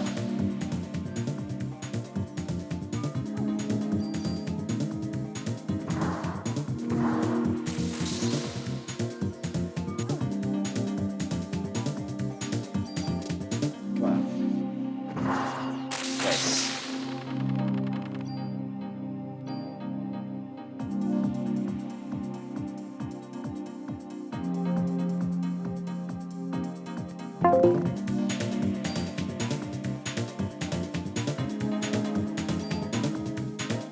We gotta reconnect in the voice, I think.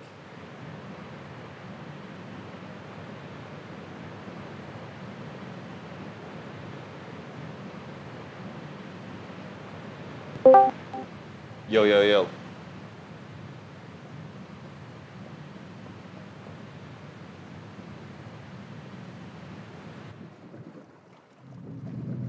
Okay, this has to be a boss fight, please.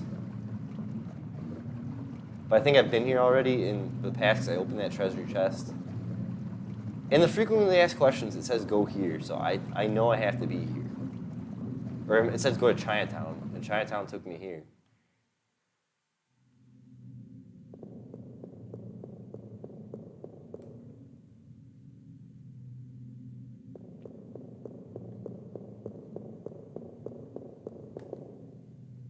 We're gonna create a second save point. Pre-Chinatown, post-Chinatown.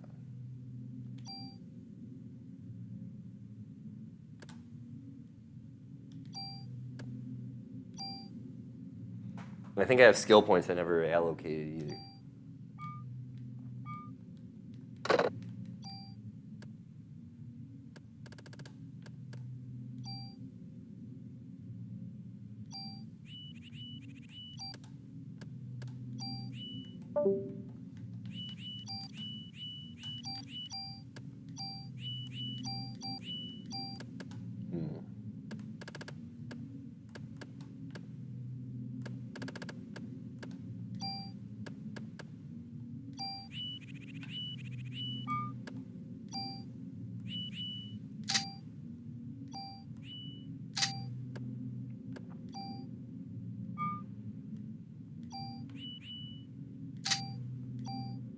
That's weird.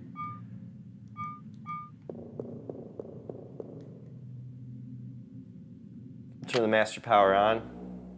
Activate pump 2, I guess.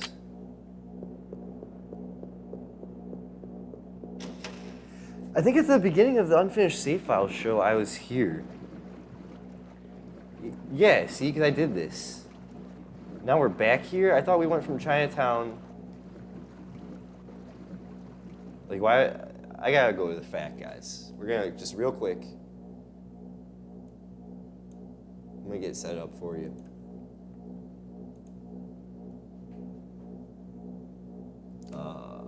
Parasite walkthrough.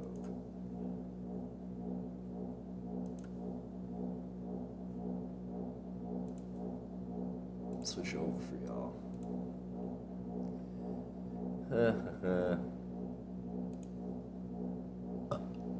I think we're on day 3.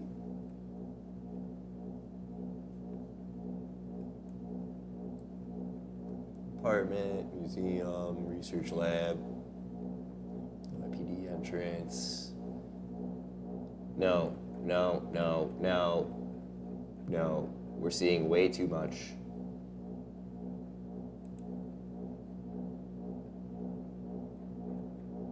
Day 2, fusion. Right? Welcome to the unfinished save file show, guys. We're stumbling along here in the dark. Oh, okay. I guess we've done all that. All right. I'm going off of memory, and this is a fact I have not used, but I think it's pretty good. Looks really profesh. Okay, I also didn't read the disc part, so I'm stupid. It's Chinatown, warehouse. Boom. Oh, museum. Museum. This is a way better fact than the one I was using previously. All right, we'll go to the museum. I'll play your game.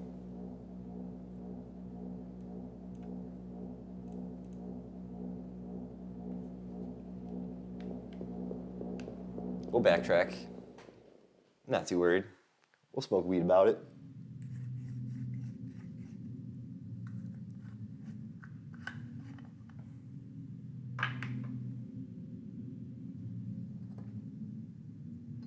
I was thinking of going a bit earlier than my time. I usually try to get on by 10:30 Chicago time. But I ended up watching Angry Video Game Nerd's newest release. And I was watching my brother play Metal Gear Solid 2. He was streaming it to Twitch.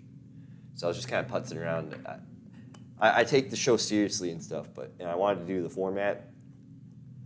Looking back on how I've done today, I think coming a bit more prepared with we're at the housekeeping part of the show, guys. I think I executed a lot of good stuff. As a one-man show of doing the camera switcher and the mixer and all that stuff and the monitoring, I could definitely be a little bit less, and we've seen this in the past, I could definitely be a little bit less anal about it and just run a quick pre-show test, and once I know it's all good, just be comfortable with the levels and run. So it stops a lot of the breaks of me just watching stuff. So there's that. Other than that, man, I'm having a fucking great time. I'm vibing.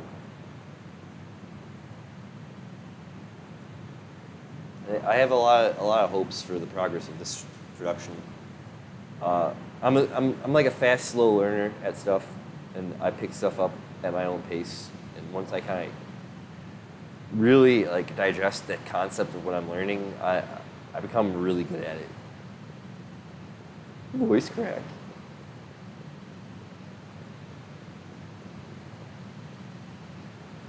But I try to be dedicated to my craft at times, you know.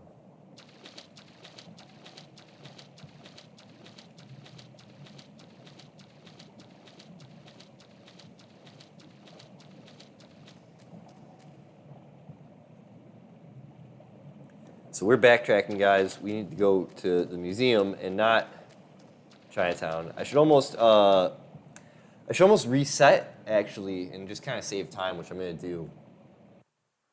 I'll smoke a bowl, and we're gonna go.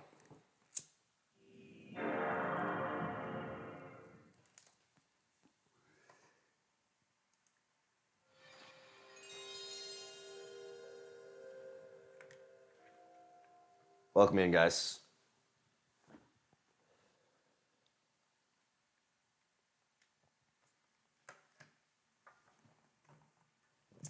Thing with streaming too, an advice tip for y'all, if you're doing it, you gotta just do it all the time, and you learn more by doing it and getting through like the awkward moments of like, am I doing this right and stuff.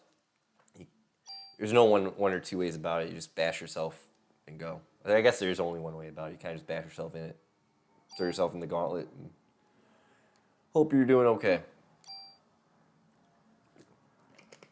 This is really mostly for my own entertainment.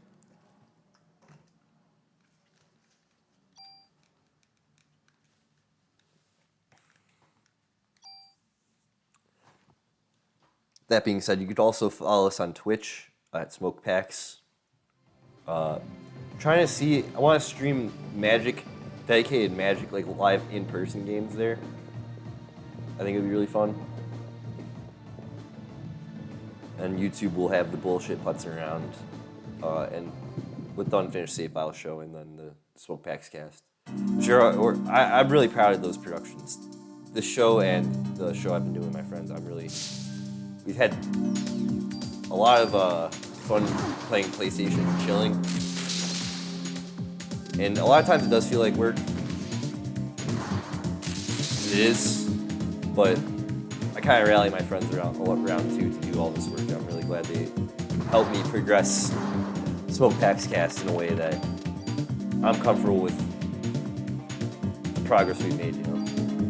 I think the engineer, we always talk about it. Every episode of Smoke Packs I always talk about it, but you know, each show, each episode, each time I'm doing live, I always feel like I've progressed or plateaued. I never really felt bad when I've done it. I'm like, oh, this sucks. I know I'm getting 2 to 0 viewers as is, and that's okay too with me. It's just my vibe. It's my role. Again, I'm doing this for self-entertainment.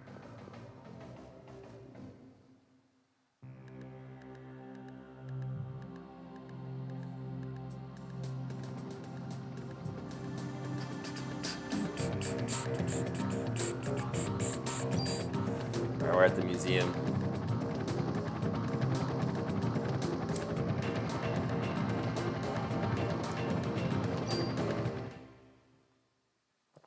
Alrighty, back on track.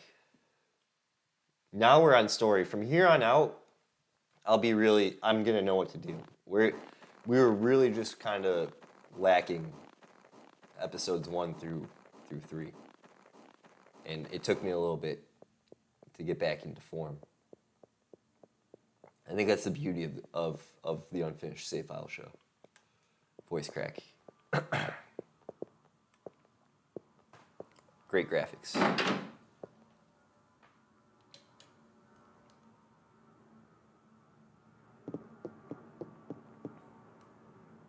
Here we go. Oh, here we fucking go. It's night at the museum. Let's fucking do this. We're gonna hit that. What the heck was that? It's 3 times I've heard these really loud pops. It's a scary night, guys.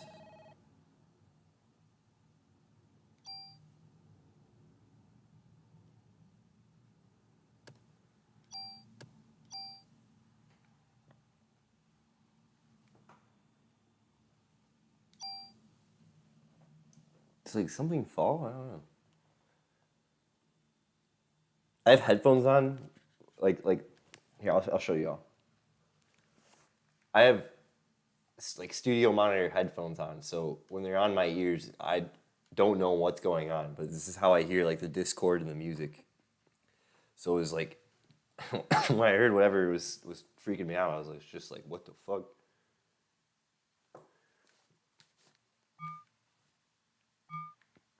All right.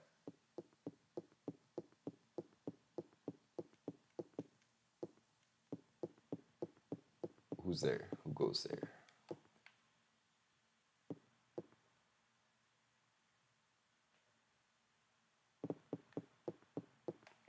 Yo, what the hell is that? Oh.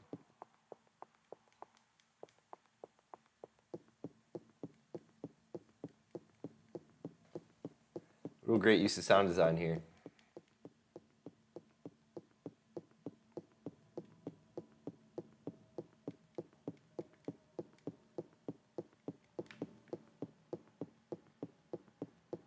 You gotta walk around and press like the A or X button on everything, guys, sometimes. It's just the rule for old school games, okay? Pokemon taught me that. Or like you have to always walk into town, go into all the houses and talk to everyone in the house. That's like a nothing throwaway room, I guess. I get it, but I've never really been in here, so I want to know. In case I need to pick up any items. So we got broken glass. Don't like that. Don't like that. Here we go.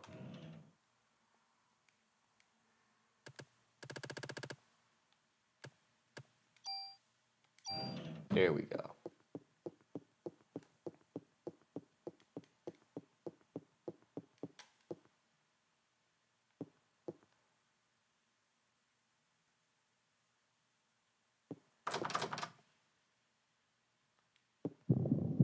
Oh, let's go. Oh, shit.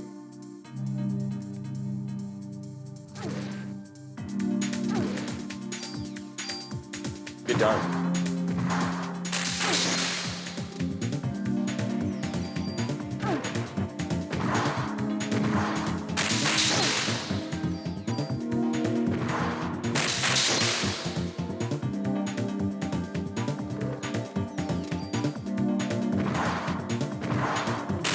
Oh, it's a night at the museum. Let's go.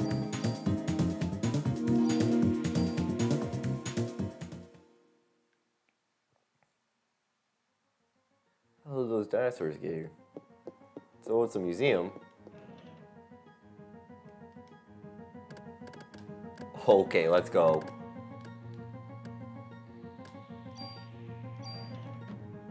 Alright, so we got a tool. We can start upgrading some shit.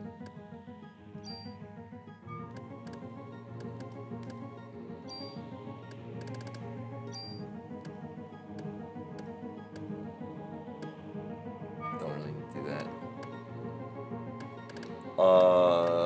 We got my M9.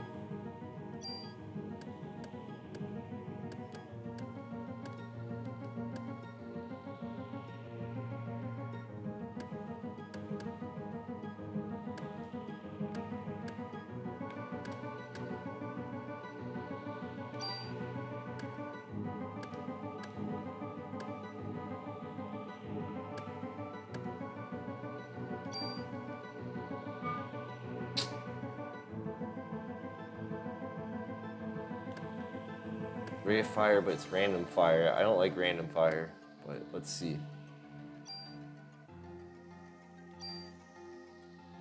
Is my M9 good? No.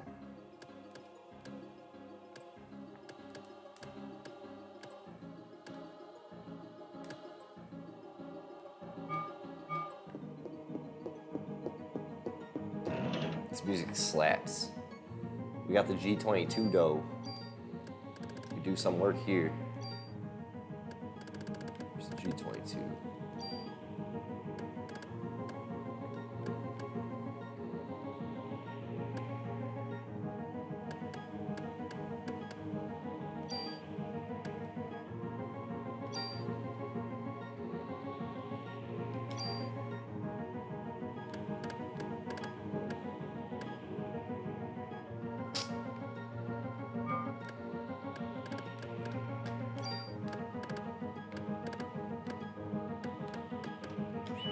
Okay, more tools. That's all good.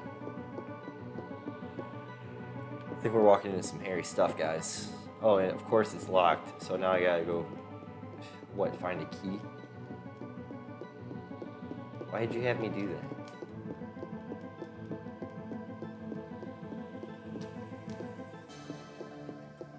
We're gonna introduce the music, but it's locked.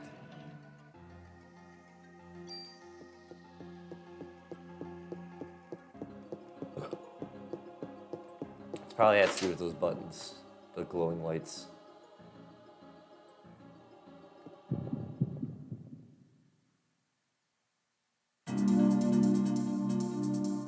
Alright guys, you don't want to mess with me, please.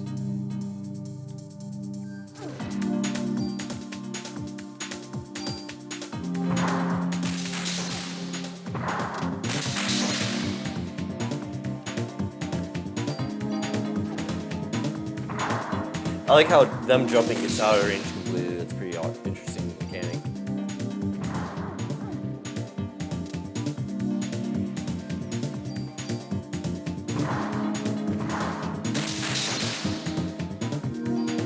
He's a hardy guy.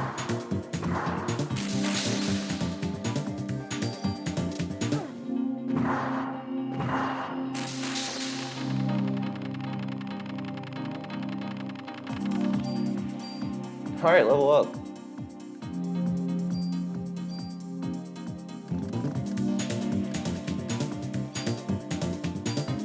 So it's nice to collect the junk because then we can replace it for when we have a full inventory. 'Cause it fills up our inventory, but gives us the stuff to replace the chest with, I guess. I don't know.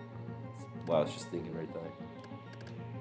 Just wondering, like, why would I want junk? I remember the junk shit from Disc 1 when I played alone 2 years ago.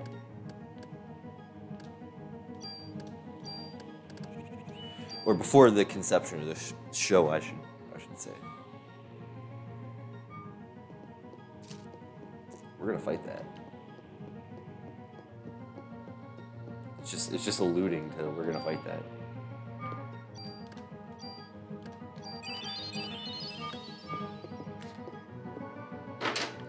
Yeah, I'm thinking those slashing buttons are a puzzle.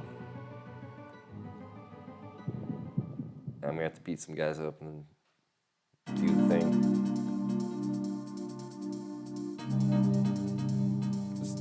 very, very liberal with the map. I really appreciate it. Thank you. When you have to fight the monsters in close quarters, it really sucks. Not like you kind of, even though they hit low, like in damage, it's kind of annoying getting hit by them because you want to attack them.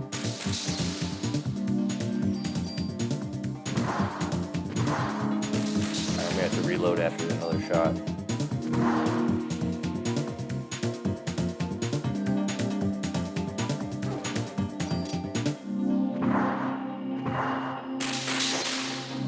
Charge you.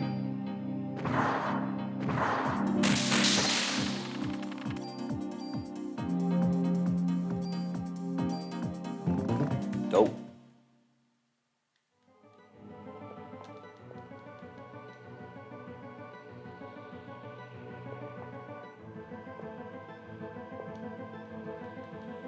No? Huh. Do I need to go to a different place now? That'd be stupid.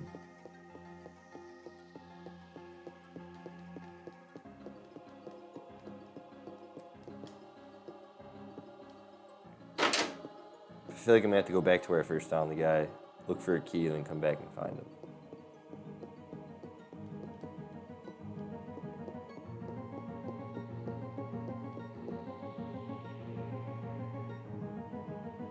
Oh! That's cute.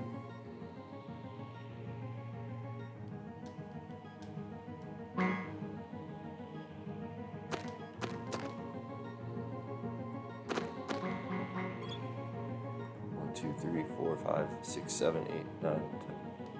Should be 9. Oh shit, why did I do that? It's 9.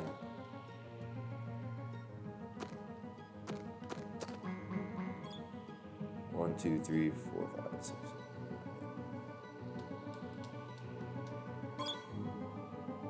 I'm using like the analog and it pushed it. It's kind of funny.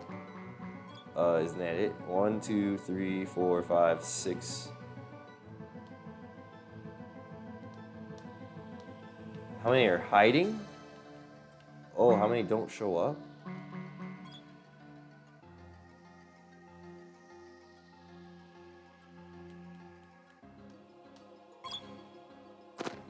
That's weird.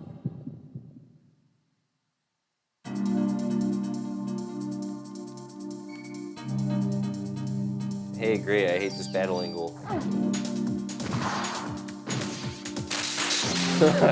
It's not, no, it's really interesting. Early game development, or not early game development, early game gaming in general.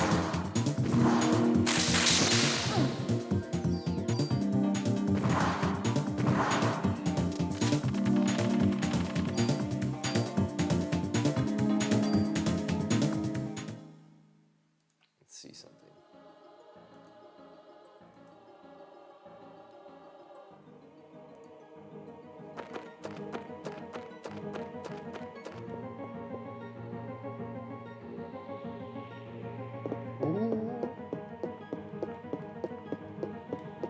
Awesome angle.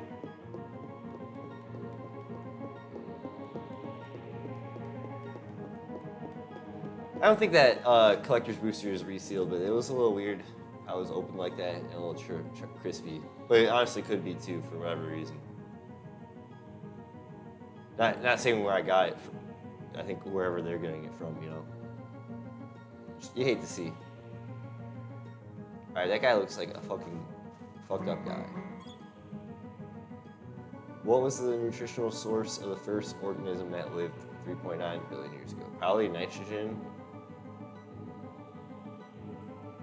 Oxygen. Oh yeah, oxygen from the ocean or self-conducted photosynthesis. But I think oxygen from the.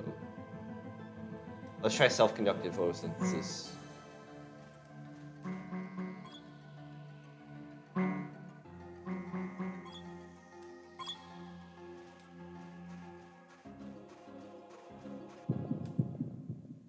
So what is this guy gonna do? Oh, okay, we're gonna fight him.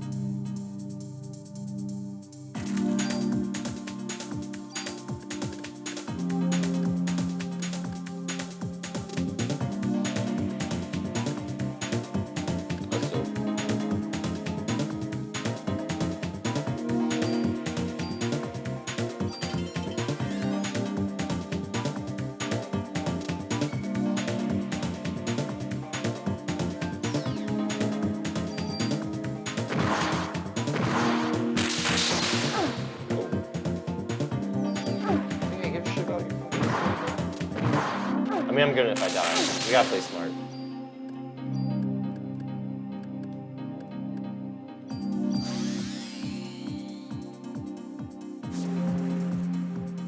Yeah, we don't like that.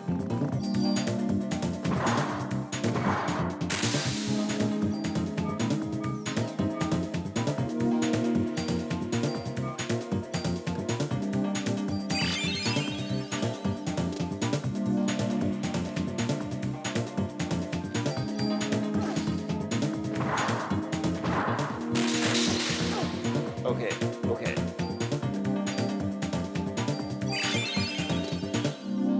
I think I got him at like 300 health. Hang on.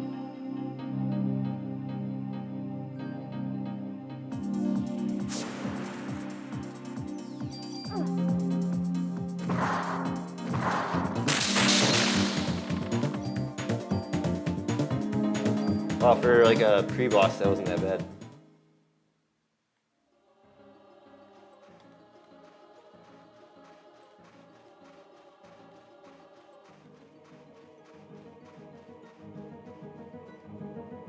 Probably heal, maybe. Let's see.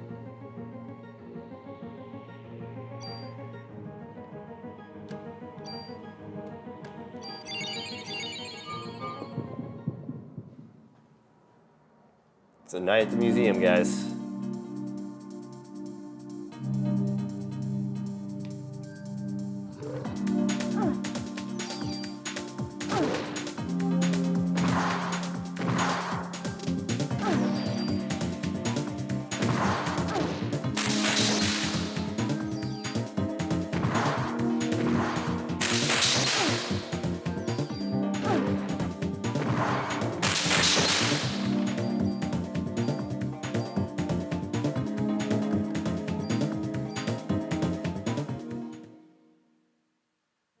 Okay. Alright guys, we're coming up to time, but I'm gonna chill a little bit longer tonight. Started a little bit late, so we'll chill late. It's the least I can humbly do. Alright,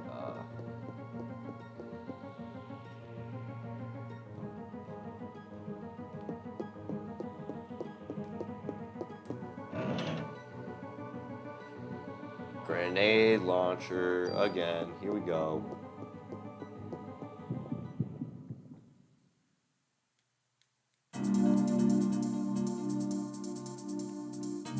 I'm gonna check out my weapons after this, see what we're doing with damage here.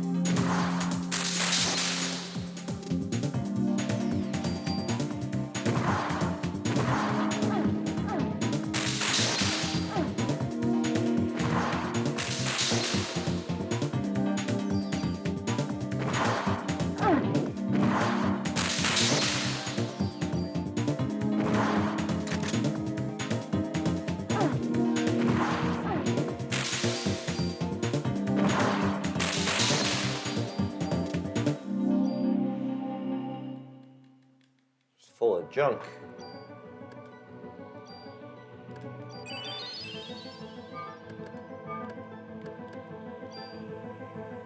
So we're doing 67 on that.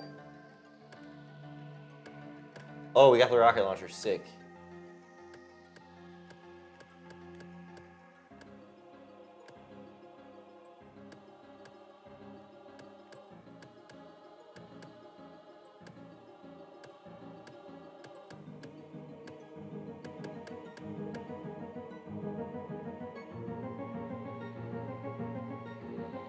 I think we're just gonna stick with the grenade launcher.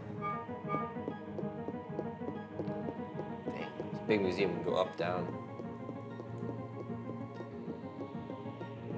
So we should go upstairs, but maybe it's gonna continue on to something else too.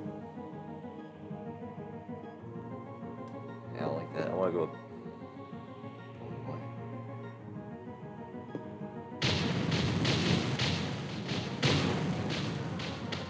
No, is this a boss fight?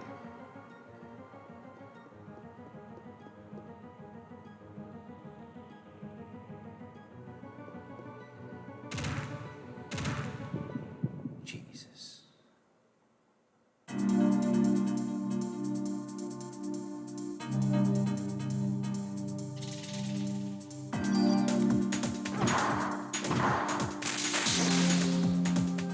Titanium scarabs. Or roly polies, I guess.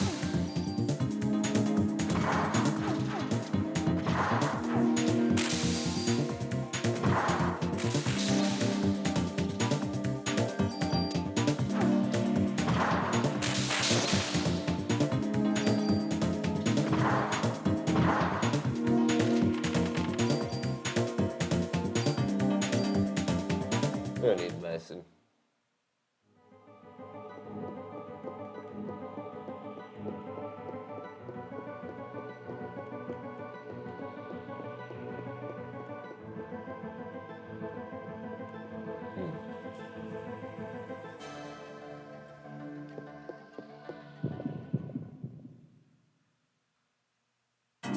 We're gonna have to go to the stairs now, you know?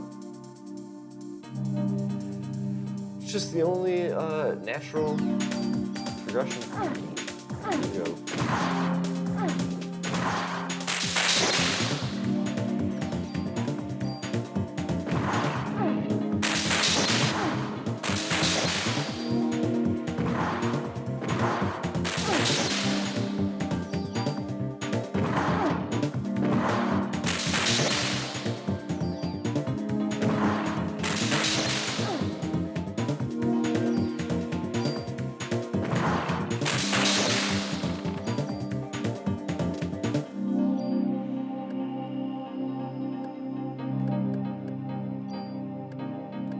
Oh, we might need that medicine. I might be dumb. But I can do a HP, like I really don't care. We're stacked, but still.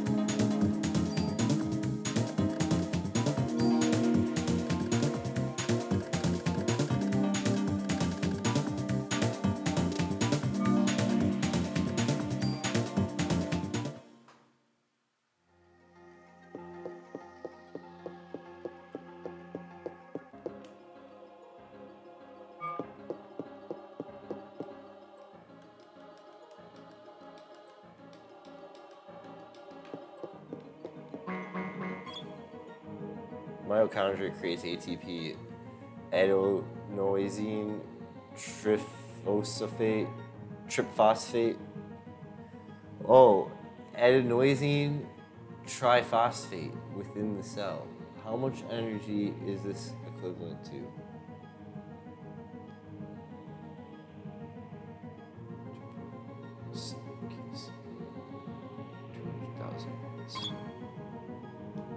Let's go.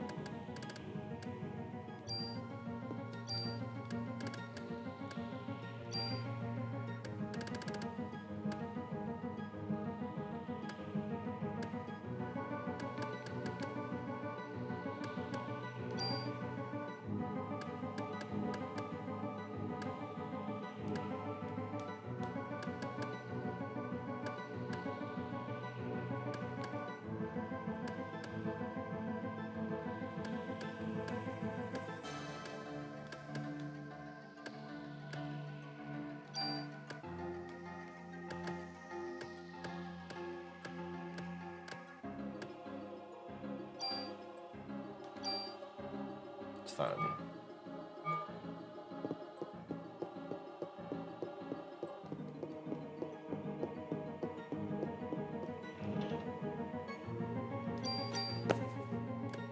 We should use the tool on that. Oh, wait. What? Oh. Critical evasion. That's sick.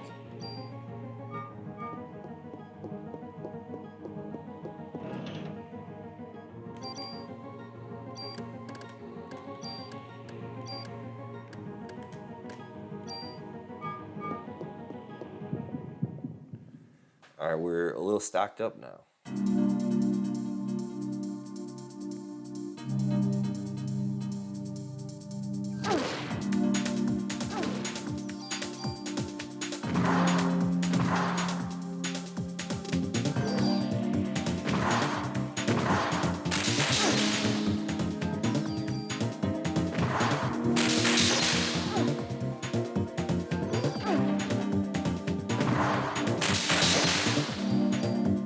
Level up. Revives when HP leaves Oh, sick. Pre-raise. That's dope. Let's put some skill points and health back up.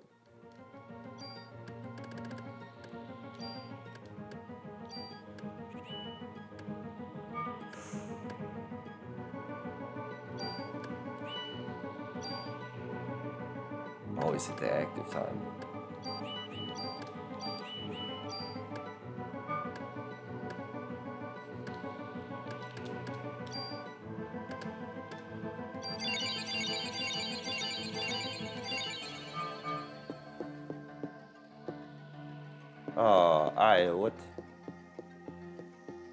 What did they do to us? We gotta keep going forward.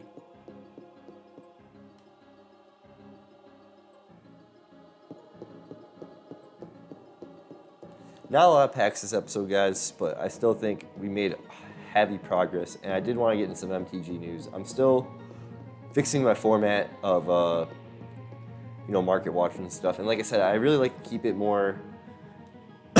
I'm not like a guy who's flipping or making money off what I even do, but I do notice things in MTG finance, and I do have thoughts and opinions that I like to put out there, and I think it's pretty fun. So shoot the shit with y'all.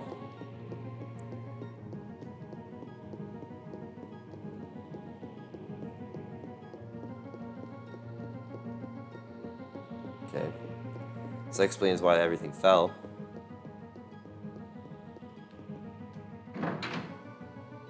Wait, was that painting blue? Hang on, go back.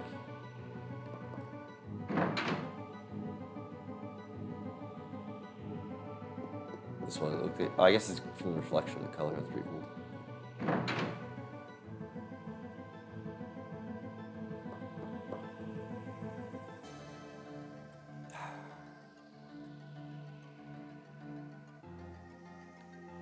We're on the second. Let's go up to the third.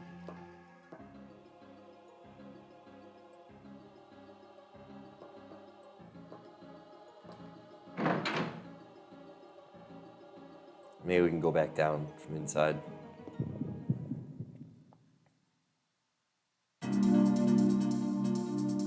Yo, this room's pretty cool.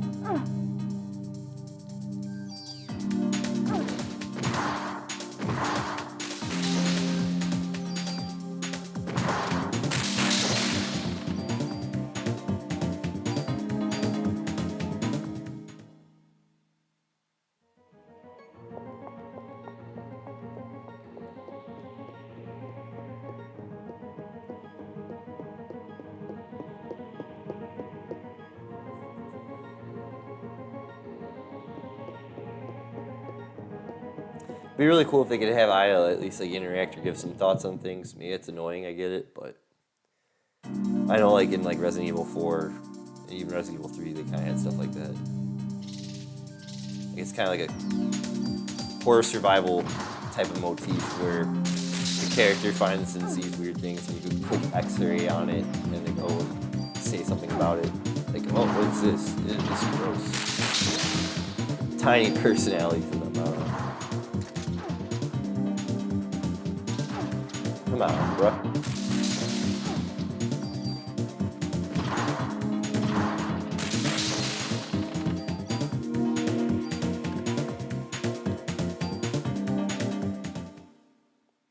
This room is also alluding to mitochondria too. Look, they knocked out Homo sapiens. See? Evolutionary, and then for some reason Homo sapiens are knocked out. Or the missing link and then Homo sapiens. It's weird.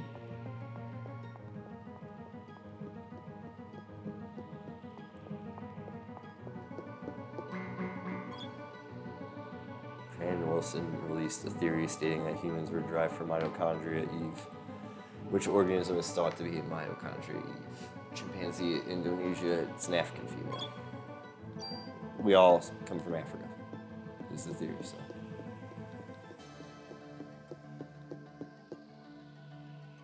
Like humans, the humans we are migrated out of Africa into like Europe and Asia, and then later into the New World. But also into the New World too, Generally, basically what I'm trying to say is everyone has come out of Africa. Otherwise we wouldn't be on the land we are now, so. We walked from a hot climate to colder climates, it feels like, you know?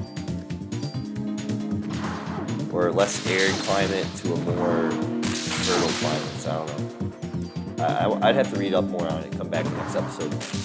Me and the engineer could probably talk about more mitochondrial Eve, get on theme to the game. I'll do some research on it, report back in.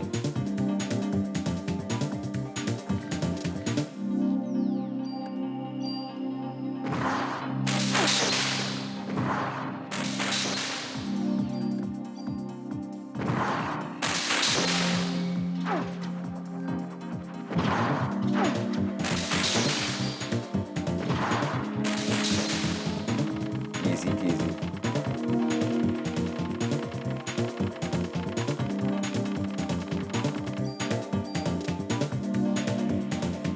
That will take it all. Leave the junk. Well, make a note though. Mito Eve PowerPoint.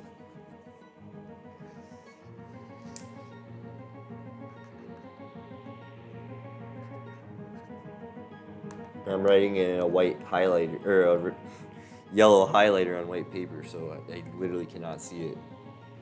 I'm gonna come up with the mitochondrial Eve PowerPoint, do a little bit of research, and report back in.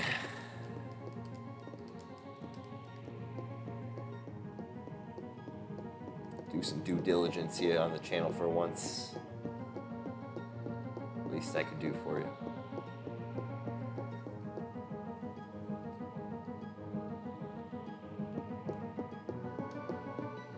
Weird. Okay.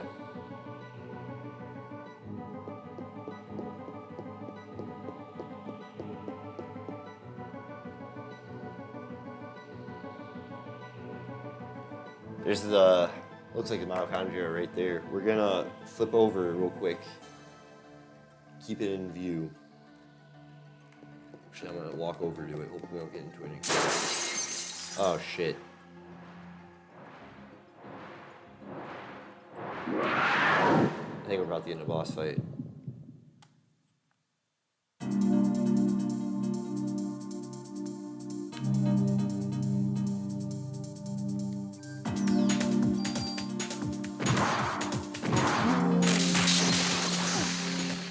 Here.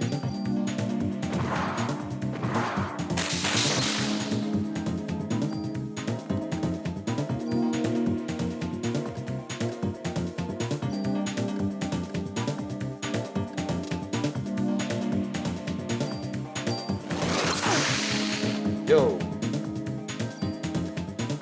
Why do the flying enemies all have that ability to do that?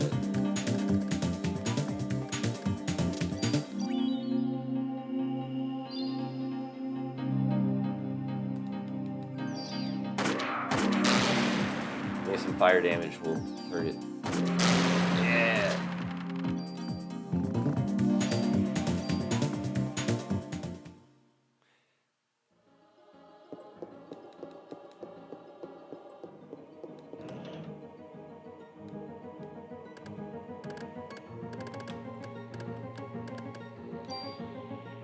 Nice. Alright, real quick. We got creepy music. We still got March of the Machine packs. So we crack them back. Shall we? Let's move get a little clean view here.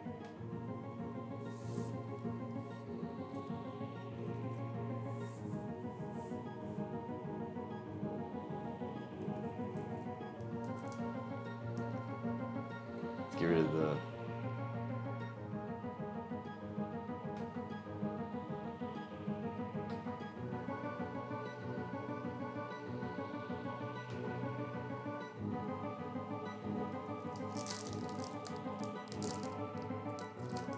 packs that fight back are so weird. So weird that we get in that.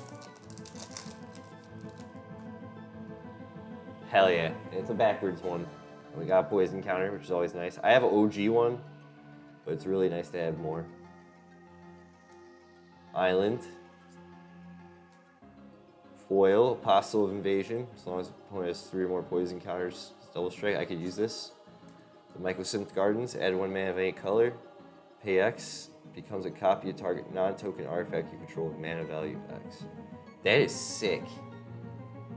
Becomes a copy of non-token artifact you control. What can we do with that? That is pretty fucking raw. Serum Core Chimera. When you cast a non-creature spell, put an oil count. Yeah, whatever. Choking Toxic 1. Okay. Menace Reach Ogre Rebel. Okay. Malpor's Watcher. When it dies, draw a card. Flying Vigilance. That's pretty good. Another Sphere. Search life for basic land card, put on the battlefield. Terramorphic Expanse, okay. Zealot's Conviction.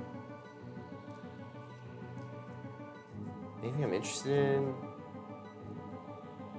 Phyrexian Boar Beast. When this is a basic with a lot of text, so we gotta give it the respect it deserves. When Contagious Vorak enters the battlefield, look at the top 4 cards of your library. You may reveal a land card from among them, put it into your hand, put the rest of the bottom of your library into a random order. If you didn't put a card into your hand, this way it proliferate. So if you don't reveal a land, you proliferate. Or you could reveal land. That's okay, I guess. Weird. Pretty good limited. I got limited brain now. I think I'm gonna start drafting a lot at the game store, guys. Here we go. Hell yeah. I think a backwards draft booster of Martial Machine is what we needed here. Incubator token. I don't have one, so it's good to have. Forest. Awesome. Rayav Master Smith. When a creature you control that's enchanted or equipped attacks, that creature gains double strike until end of turn. That is really good. The equipped deck could use this.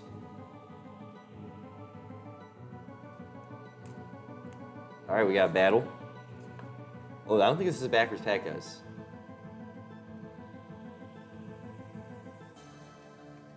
When Invasion of Eldraine enters the battlefield, target opponent discards 2 cards. Okay. And when we attack it, it becomes Prickle Fairies. Beginning of each opponent's upkeep, if that player has 2 or fewer cards in hand, does 2 damage to them. Okay. It's interesting. I think it's the second battle I've opened. When assuming free wheeler enters battlefield, each player mills 3. You can pay and transform him, and he becomes what? Hideous Flesh Wheeler. Colors? Okay. When this creature transforms into a Hideous Flesh Wheeler, put target permanent card with mana value 2 or less from a graveyard on the battlefield under your control. Okay. Okay. I like that. And we got Fairy Mastermind with Yuta Takahashi, World Champion, 27. This is awesome. This is, I think, is a money card, I think, or at least is a card people know about. When an opponent draws their second card each turn, you draw a card. Great. Beautiful. Love it. Each player draws a card, so you can force them a second draw. Beautiful card. Love it. You and parents you control gain hexproof until end of turn, prevent all damage that black or red sources. Oh. Beautiful.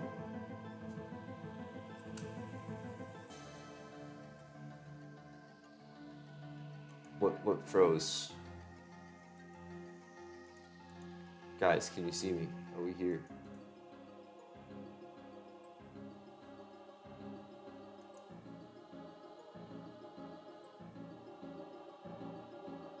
We're offline.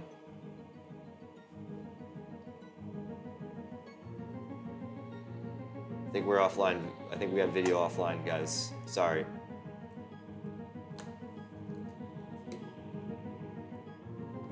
My wireless HDMI on my camera blinked out on me, but that's okay. Got a little scared there. A lot of scary stuff's been happening all stream. This has been a very spooky stream, in my opinion. A lot of things I know I can do for a little bit more entertaining stream for sure, but other than that, I just gotta keep doing it. Like I said, you just gotta keep doing them. Find your cadence, guys, and you'll be okay.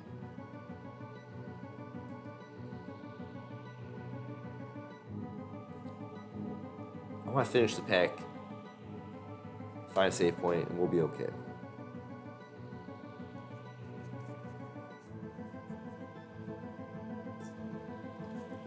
I'm actually looking through the pack now. There's nothing that good. It's just basics. Getting Yuta with the funny camera shenanigans, technical difficulties was really funny. I can see on my monitor what's going on, so I'm like, I'm alive still. I am still alive. What's going on here? Zoom in. We're smoking weed. All right, here we go.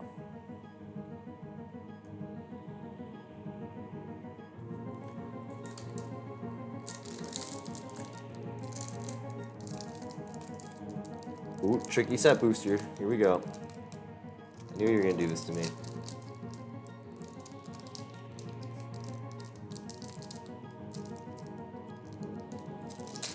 Why are you like this?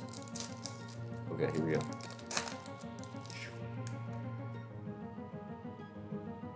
Already off to a good start. We got art card Phyrexian God. That is Heliod the Warped Eclipse. He's a Phyrexian by Jason A. Angle. Follow Jason wherever they're posting their art. This is pretty sick.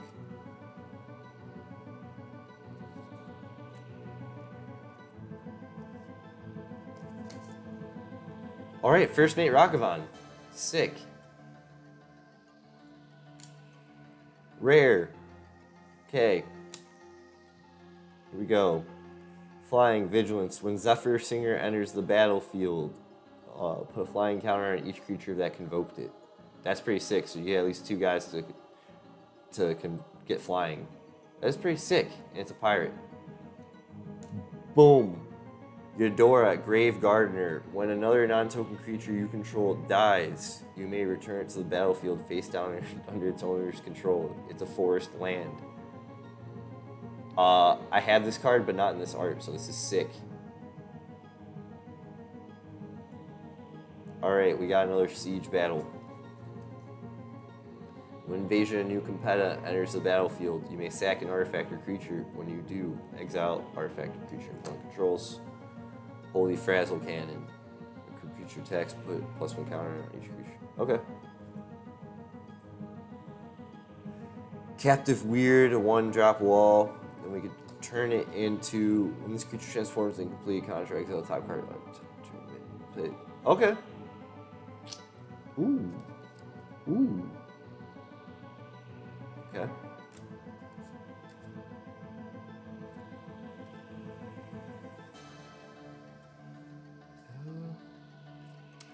All right. That was the pack, guys. I think we're free. From the Phyrexian invasion.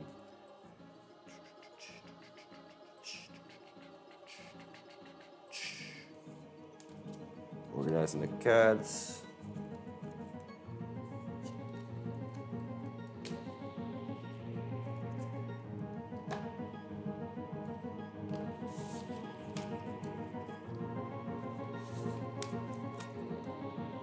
All in all, okay. Technical difficulties, last scares.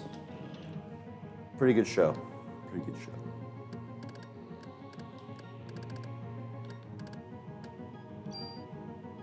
Oh, it's junk. That's funny.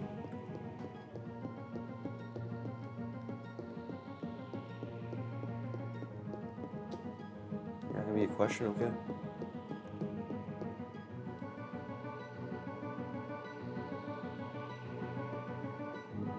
Ooh, hitting the different angles here, Square. I see you.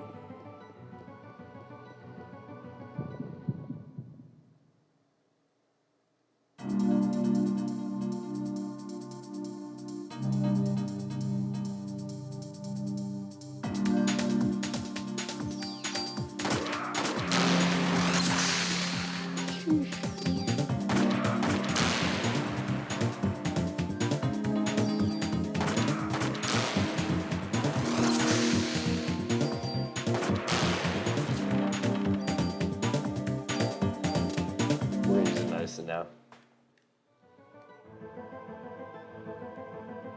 I didn't switch the camera. I have not seized the means of production, guys. And I use my MP because fuck it. We might need the items for the boss fights or something, you know. You saw me die a bunch of times. I'm a little stupid, you know? Alright. I'm just thinking back to when Looney was just like, ah! I played video games with him my whole life. He's always been better at them than me. And he's pretty competitive, so it was really funny putting him through that hell and him sticking it out with me. What a great guy. Don't deserve him.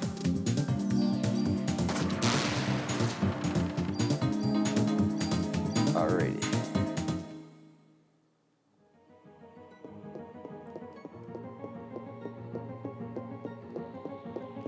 Is there no save points?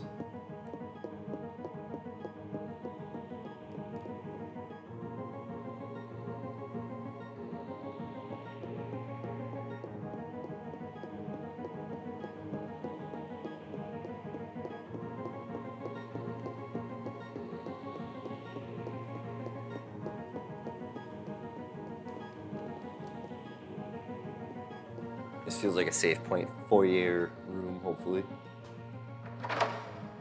Ooh, no. Someone just locked the door on me?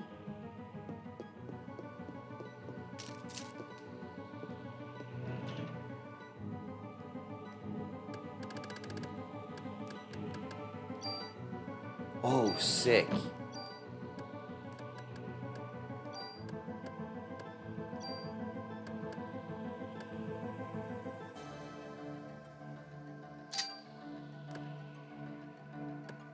Wow, that's not that good.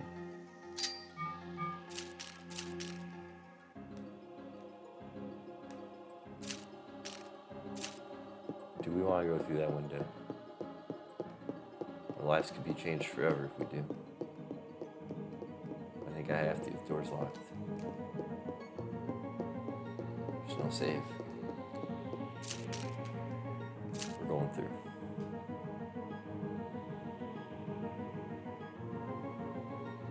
Don't worry, Aya.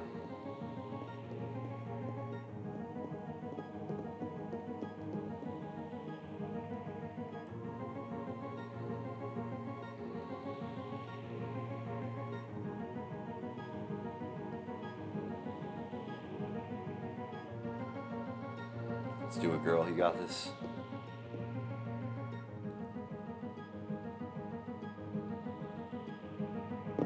Oh my god.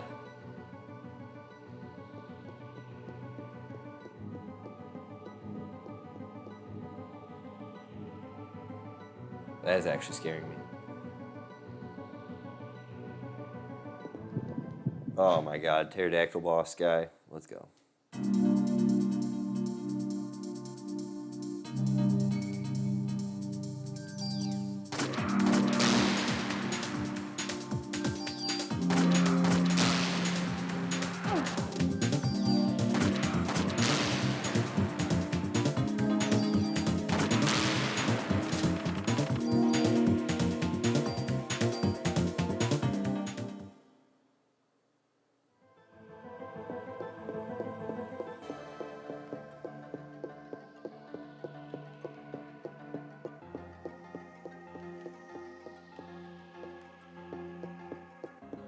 Door number 2.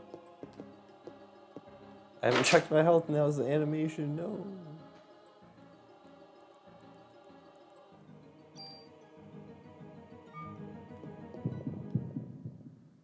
Oh no. Hey, what the hell? What the fuck is up with this? No, you target the bird. He has air superiority. We must get rid of him. Please, sir. Not tonight.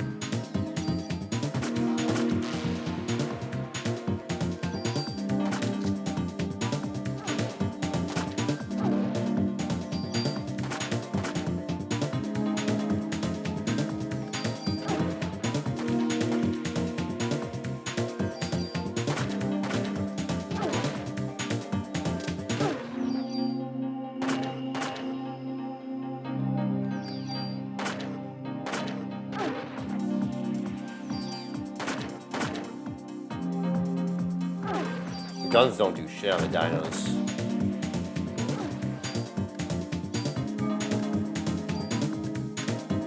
Truthfully, I was looking away, checking my phone while doing this thing, and I was gonna kill him. I forgot I had the pistol equipped, so hang on.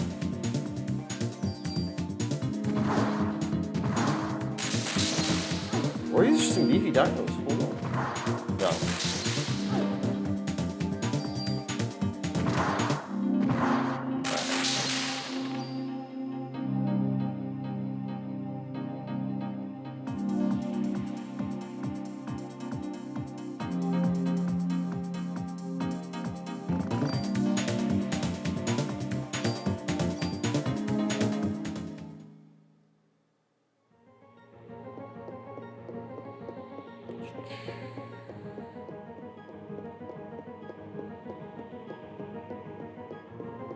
A lot of decisions in this place.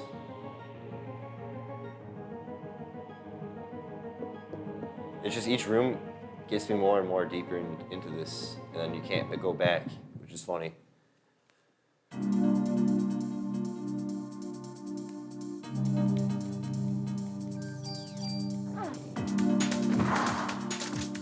Well, I might use the shop's a save point.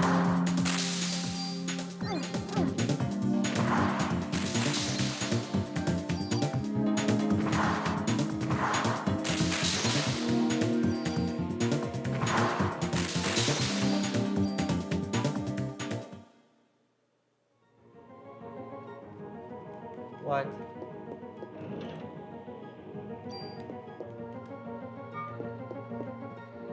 It's pretty funny.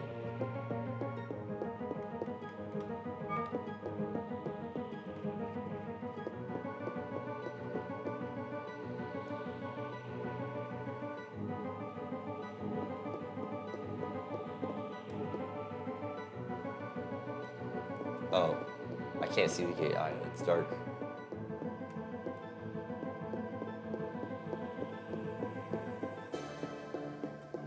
Truthfully, can't see anything in this room. It's dark.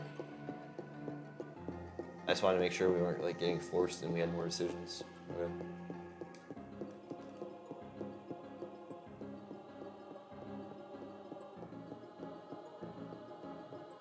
What is up with this room? Oh, I see. Okay. It's just dark and art's PS1 graphics. It's weird.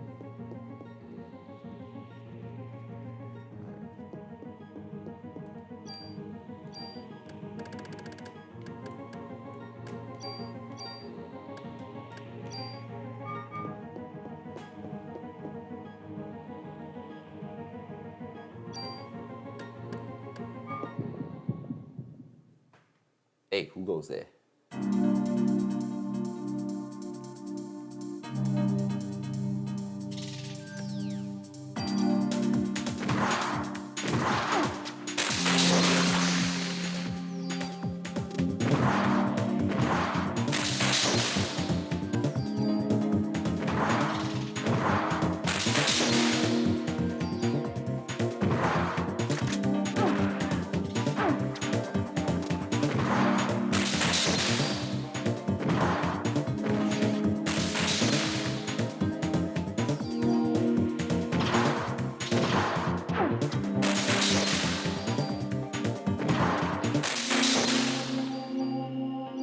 Level up.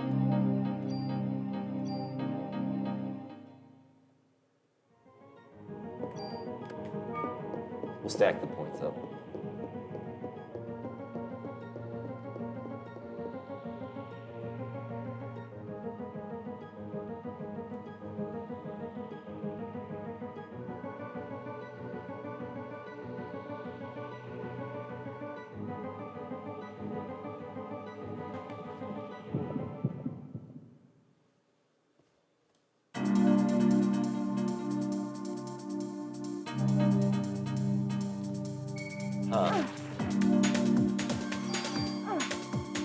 It's doing something I've never seen before, and we're fighting swordsmen. We gotta go, guys.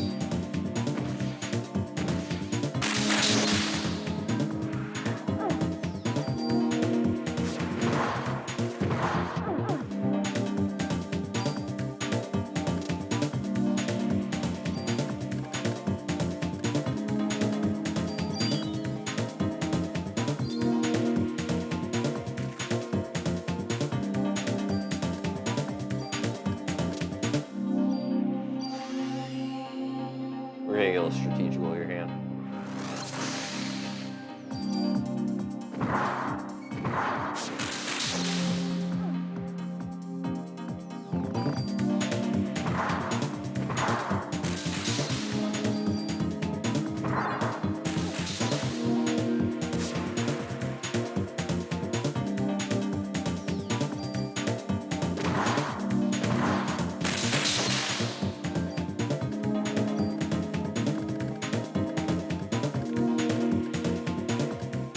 No cures, only medicines. It's fine.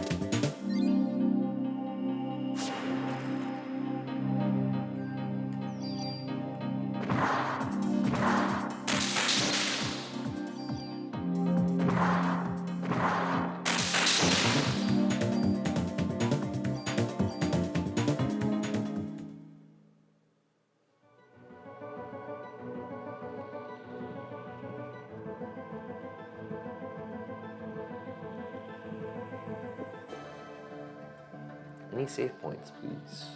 No? Like, we're making so much progress, I don't want to get into a boss and get fucked up.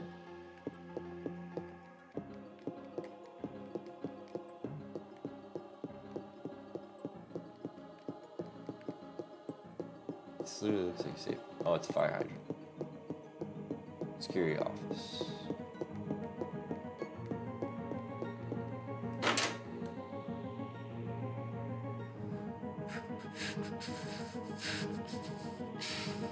Yeah.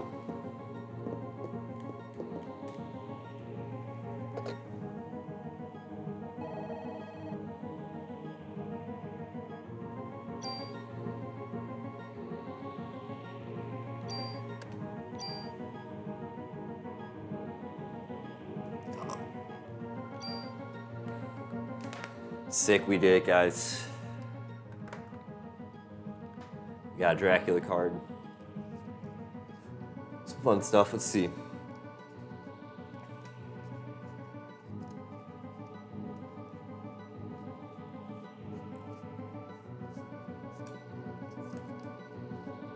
Let's price check that Fairy Mastermind.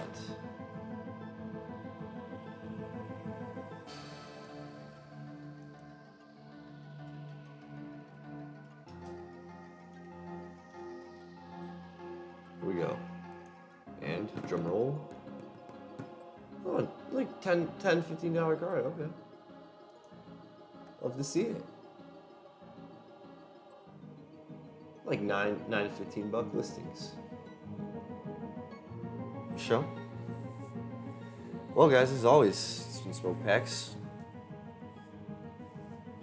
We pulled. What can I say? We pulled. I want to see.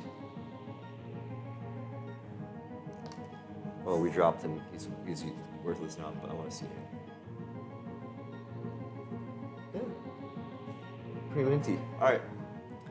Well, guys, I'm going to go sleeve this up, put it away in the binder. As always, Smoke Packs signing out.